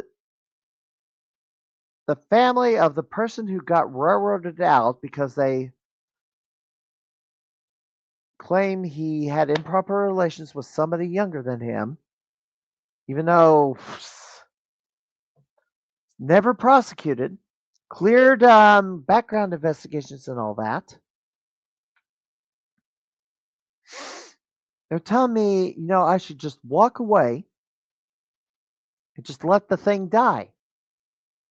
The problem is, that's not my terms. I don't want to leave the wrestling business on anyone's terms but my own. There are people who want me out of the wrestling business on their terms, in disgrace, because they hate my guts. They hate my guts. They think they're bitter that they, well, one person's bitter that he kind of is on the outside looking in and wants to get back in but can't because not enough people want to work with him. Which ironically is what's going on with who is telling me to go ahead and walk away now and just get out and pull and not even contribute anything to it anymore. But the thing of the matter is, and they're having, the ironic thing is, they're having trouble filling out their card. Two people got in the ring that probably shouldn't have gotten the ring, should not have gotten the ring. Both had shoulder injuries. One just wrestled a match after having a motorcycle accident a few months ago. Really shouldn't have got back in the ring. I thought it was too early, too soon. And now he's hurt again. Ugh.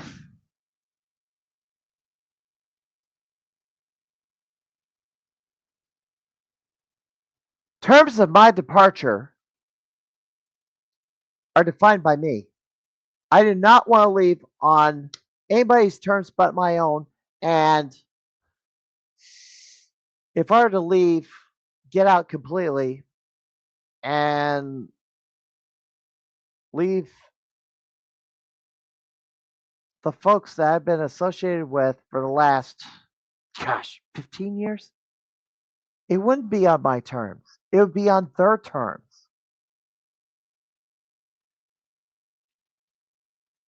If the promotion closed tomorrow, because I left, it would not be on my terms.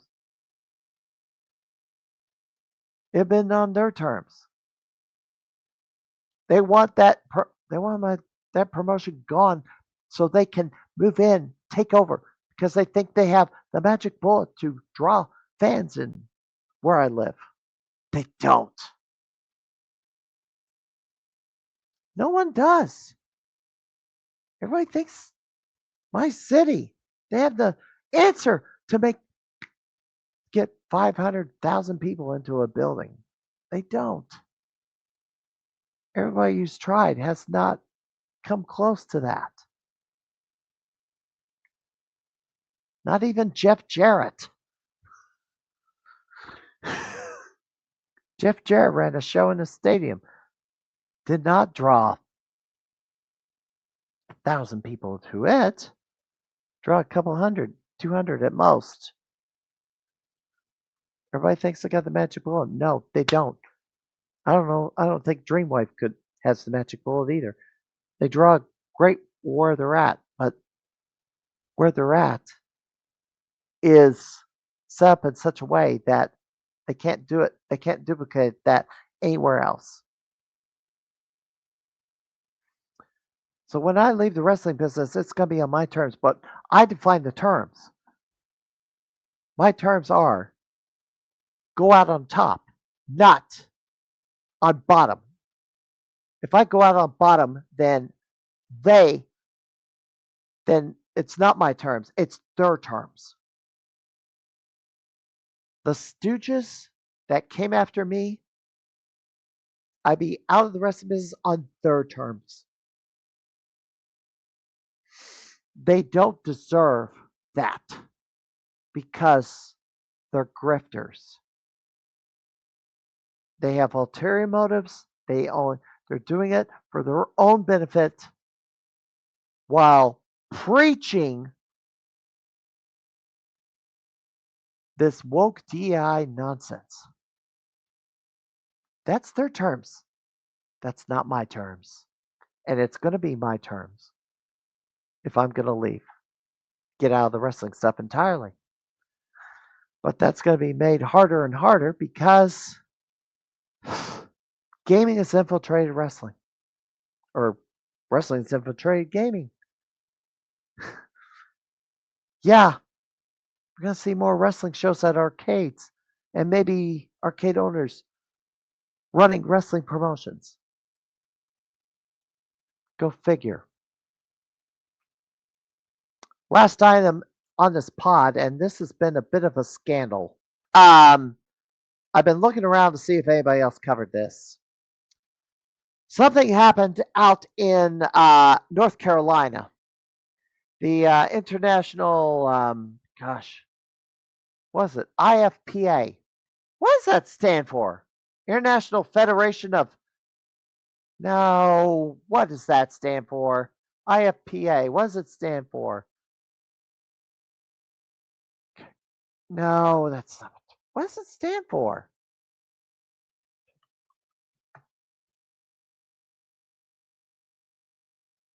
International Flipper Pinball Association. There we go. That's what it stands for. Anyway, you go back over here. Something happened over here. North Carolina at Flippers Arcade. There was a pinball tournament held at Flippers a few weeks ago, and a venue manager objected to somebody entering the women's restroom. Shortly after that person arrived and registered for the tournament. And they claimed that it was state law that a person who identifies other than a woman, or no, correction. A person born male that identifies as something else entered the women's restroom. She objected, claimed that it was state law that that was illegal, and then got physical with the player. Right now, North Carolina doesn't have such a rule. Doesn't have that law in the books. It was the sanctioned OBX Fall Pinball Tournament Series. Supposed to take place over 3 days. Playing host to there's an open main field tournament, classics tournament, and women's tournament. Tournament was operated by longtime tournament director Kevin Stone, alongside several volunteers and venue employees.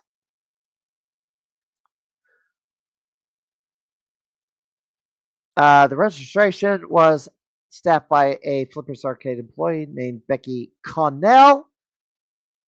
Somebody arrived to register for this event, interacted with Becky, That player tried to use the women's restroom and was confronted and physically forcibly removed by this person.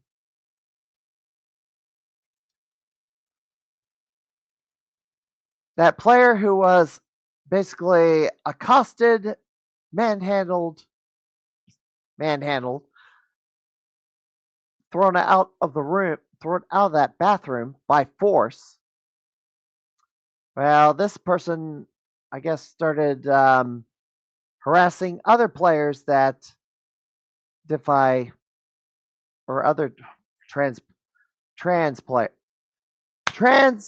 players. Anyway, the International Flipper Pinball Association allows trans players to play in women's tournaments. That's been on the books for quite some time.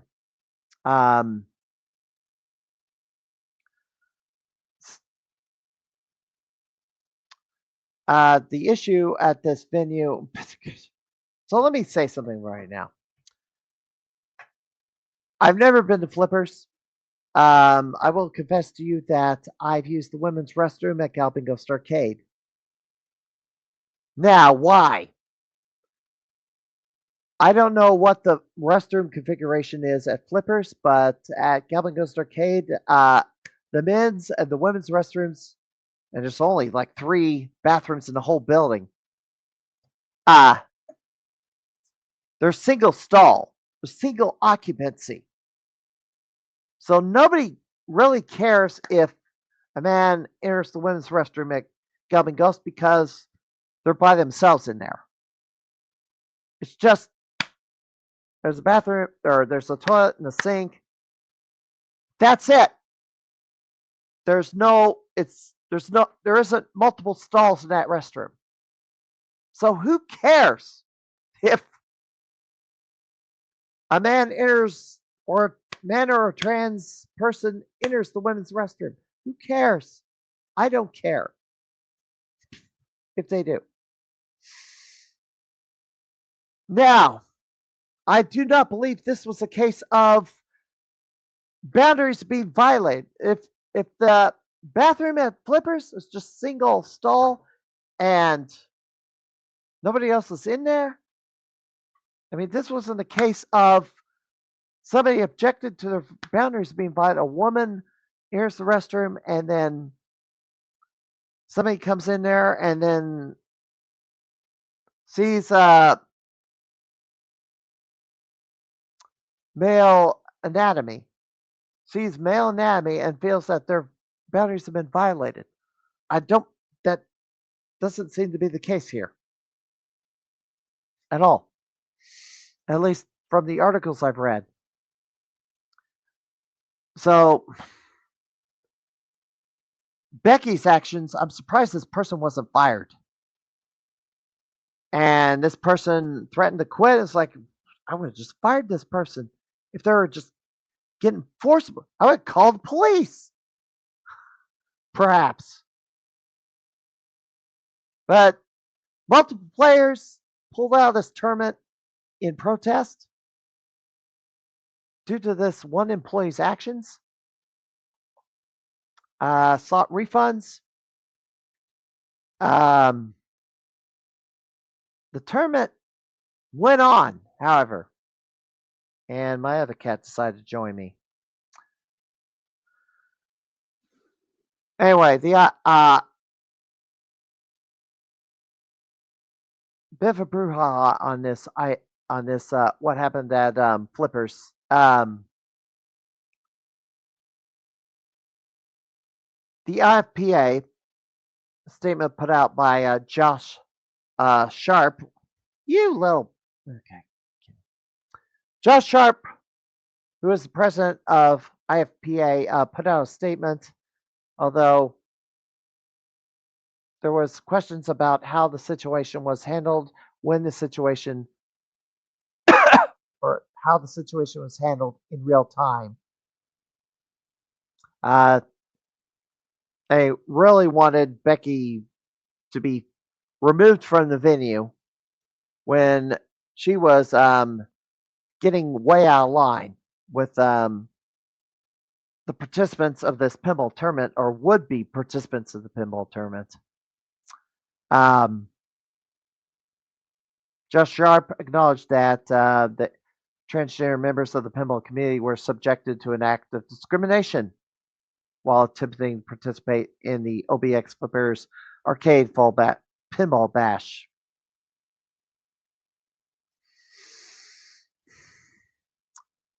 They did not recognize the seriousness and ongoing nature of what occurred right away.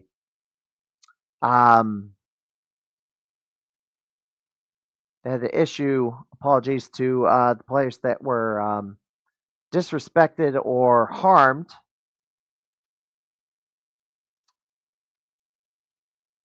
What ended up happening was, and now the pinball community, Kevin Stone also put out a statement acknowledging that the events that happened were unacceptable and disheartening. He acknowledged that he didn't do enough to remove the offender from the pinball area and facility fast enough. Kind of felt like he was blindsided and deer in the headlights, didn't know what to do right away when things were happening. Kind of human nature there.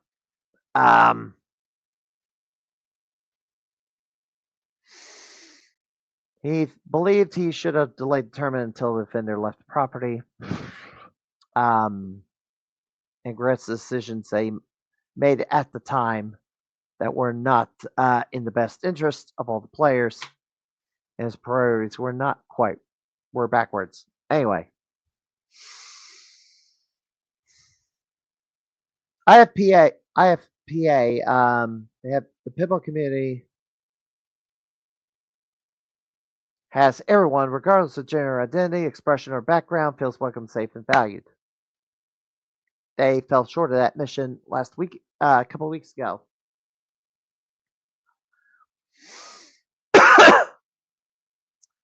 The Women's Advisory Board, who all resigned, they put out a statement that they recommend that the IFPA revoke sanctioning for the OBX events. Or no. Well,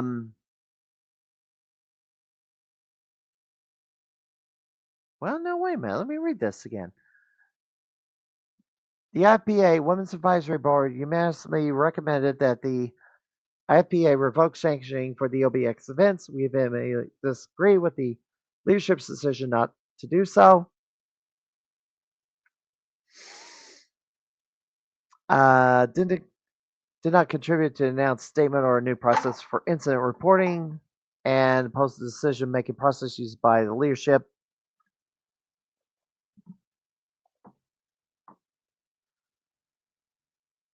The original statement was first shared, and another member recommended a completely different response, desanctioning the tournament and thus nullifying any earned WPPR points. Somebody on the leadership team made an overruling executive decision and ignored the board's recommendations.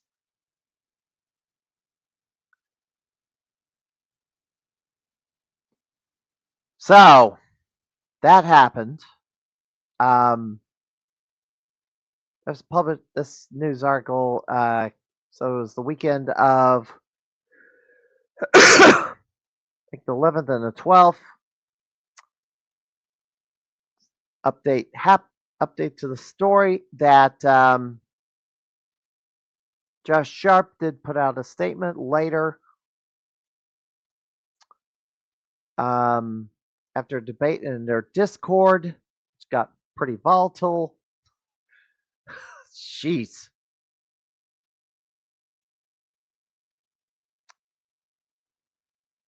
Josh states they can pull sanctioning events for whatever we want, whenever we want, even after the fact. If there's an issue with somebody following the rules for sanctioning, communication would be with TD. Who's TD? Anyway.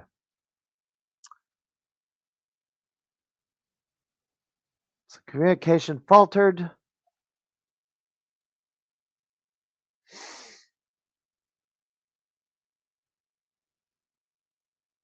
There was a bit of misinterpretation as to what got sorted when they said they got it sorted. The individual, the troublemaker involved, um,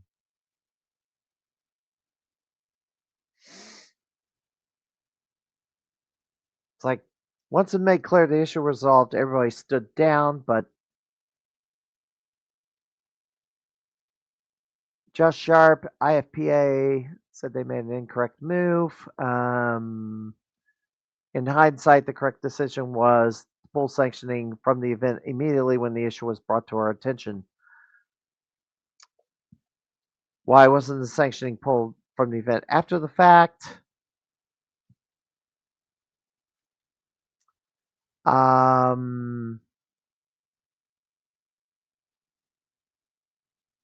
Yes, but what has never happened before is one staff member assures other staff members that an incident resolved.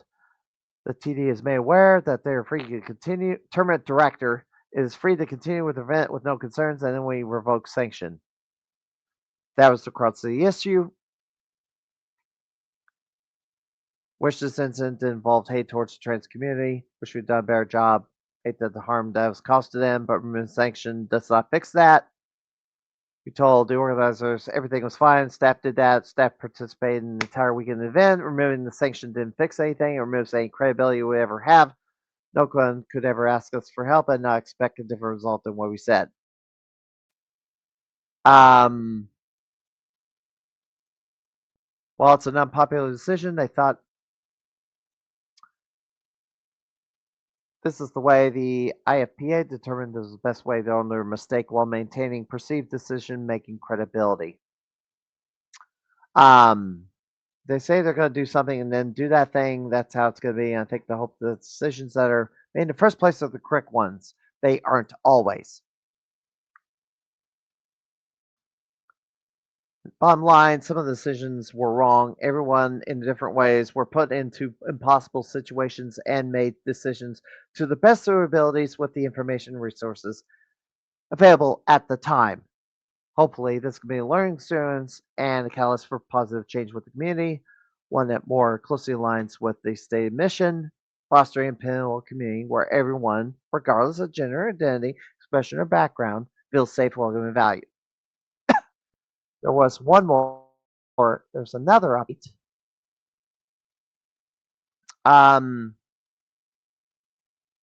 So the remaining members of the Women's Advisory Board, as of the 19th, all officially resigned.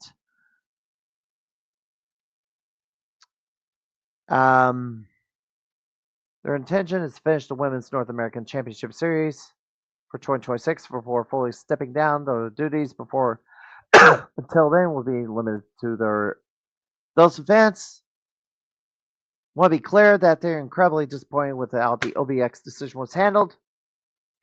They do not view the IFPA as a bigoted organization. What they do see is an organization that urgently needs to update its leadership structure and make space for a more diverse set of voices that can truly reflect the community it serves. They remain proud of what the board has accomplished in 6 years since their founding. They hope that the IFPA continues to build on the progress. Anyway, they've in the resignation letter outlined concrete recommendations for the future on how to handle this. Still important work that needs to be done in the space. Seen so much support for trans and non-binary players gives itself a future of competitive pinball, as ever pinballs for everyone. Anyway, the aftermath is this. Did I get all this? Anyway, What has happened to Flippers Arcade? Flippers Arcade has been banned from holding any further IFPA sanctioned events. They can apply for reinstatement after 1 year. And they have to prove that a situation like that happened a couple of weeks ago does not happen again. What that looks like, I'm not sure. Let's see. Oh, here we go. Rules update. Policy clarification for opt-out and suppressed players.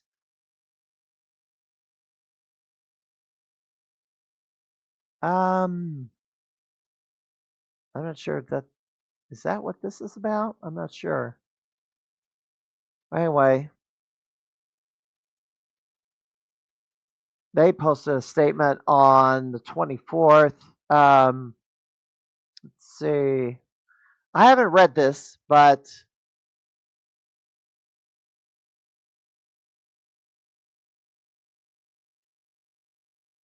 anyway, yeah, inclusive restroom and bathroom policy. That's if it's a single stall restroom, it's like who cares? Anyway, I know I mentioned Target got in trouble for this, but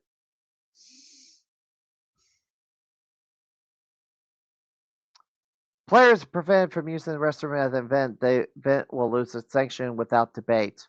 So, as long as everybody knows the rules ahead of time, every individual can make the decision as to whether they want to participate or not. Anyway, somewhere in here it tells me that somewhere in here it says, well, this is back here again. This is the layer of resignation. Okay. So anyway, Flippers has been suspended indefinitely until for at least 1 year, and they have to apply reinstatement and comply with rules and regulations. They have to prove that they're going to comply with rules and regulations before they can hold another IFPA sanctioned event.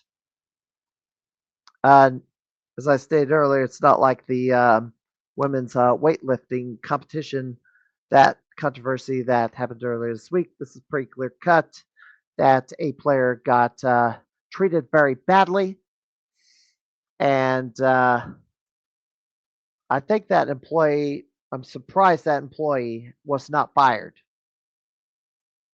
But yes, bizarre situation out in North Carolina. I'm surprised that content creators, I mean, the usual 25 or so people who create content and cover all the identity politics, DEI, and wokeism in gaming did not say anything about this one, which is kind of interesting. That I covered it, so fairly, that is. Anyway, oh, where's my stop sharing? I gotta throw this back up here. All right. Where's my spread? I lost my oh, good grief. Where did I do this? Here we go. Anyway, follow me on Facebook and Twitch, Crimeycade, Facebook.com, Crimeycade, and Switch.tv, Rap Sheets. Needing guest badly. Yes. I need best. Oh, I need to turn off the little media thing. But anyway, I need guests. Currently, I don't have anybody next week, but next weekend, Cincinnati. That's pinball. December 5th through the 7th in Holiday Inn Eastgate in Cincinnati, Ohio. Oh, I have other things to do that weekend. I could have gone there because I certainly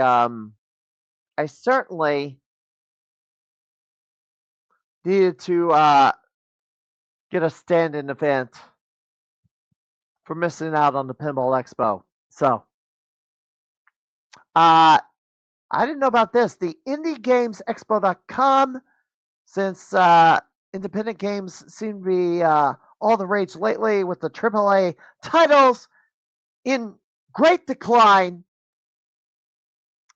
Yes, there might as well be an expo of all those independent games out there that you ought to be trying, ought to be playing.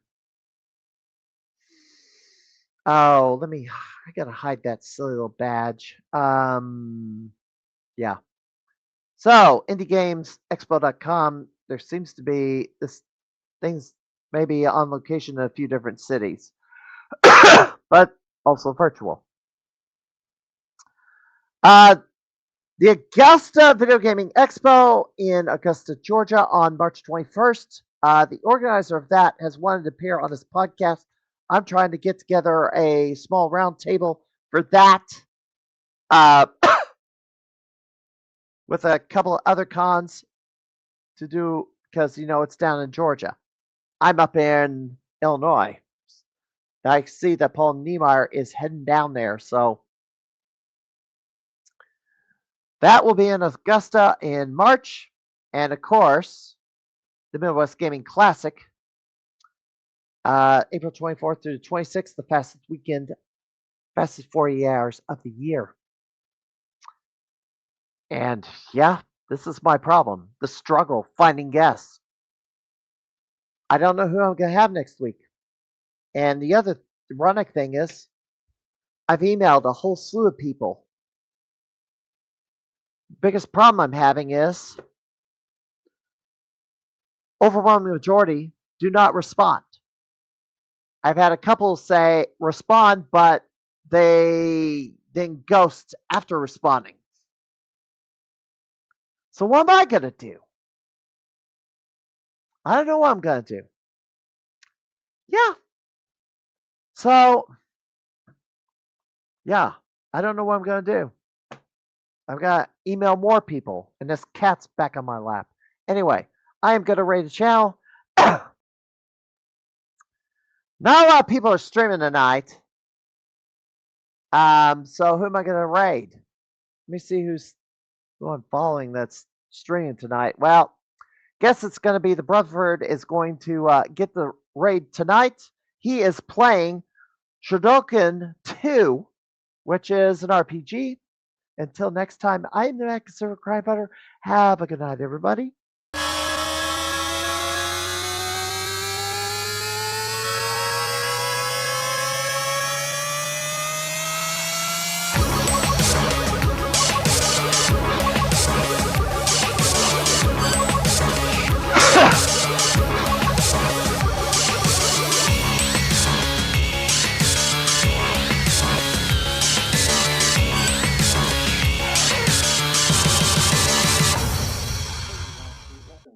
I wasn't expecting you to be streaming tonight.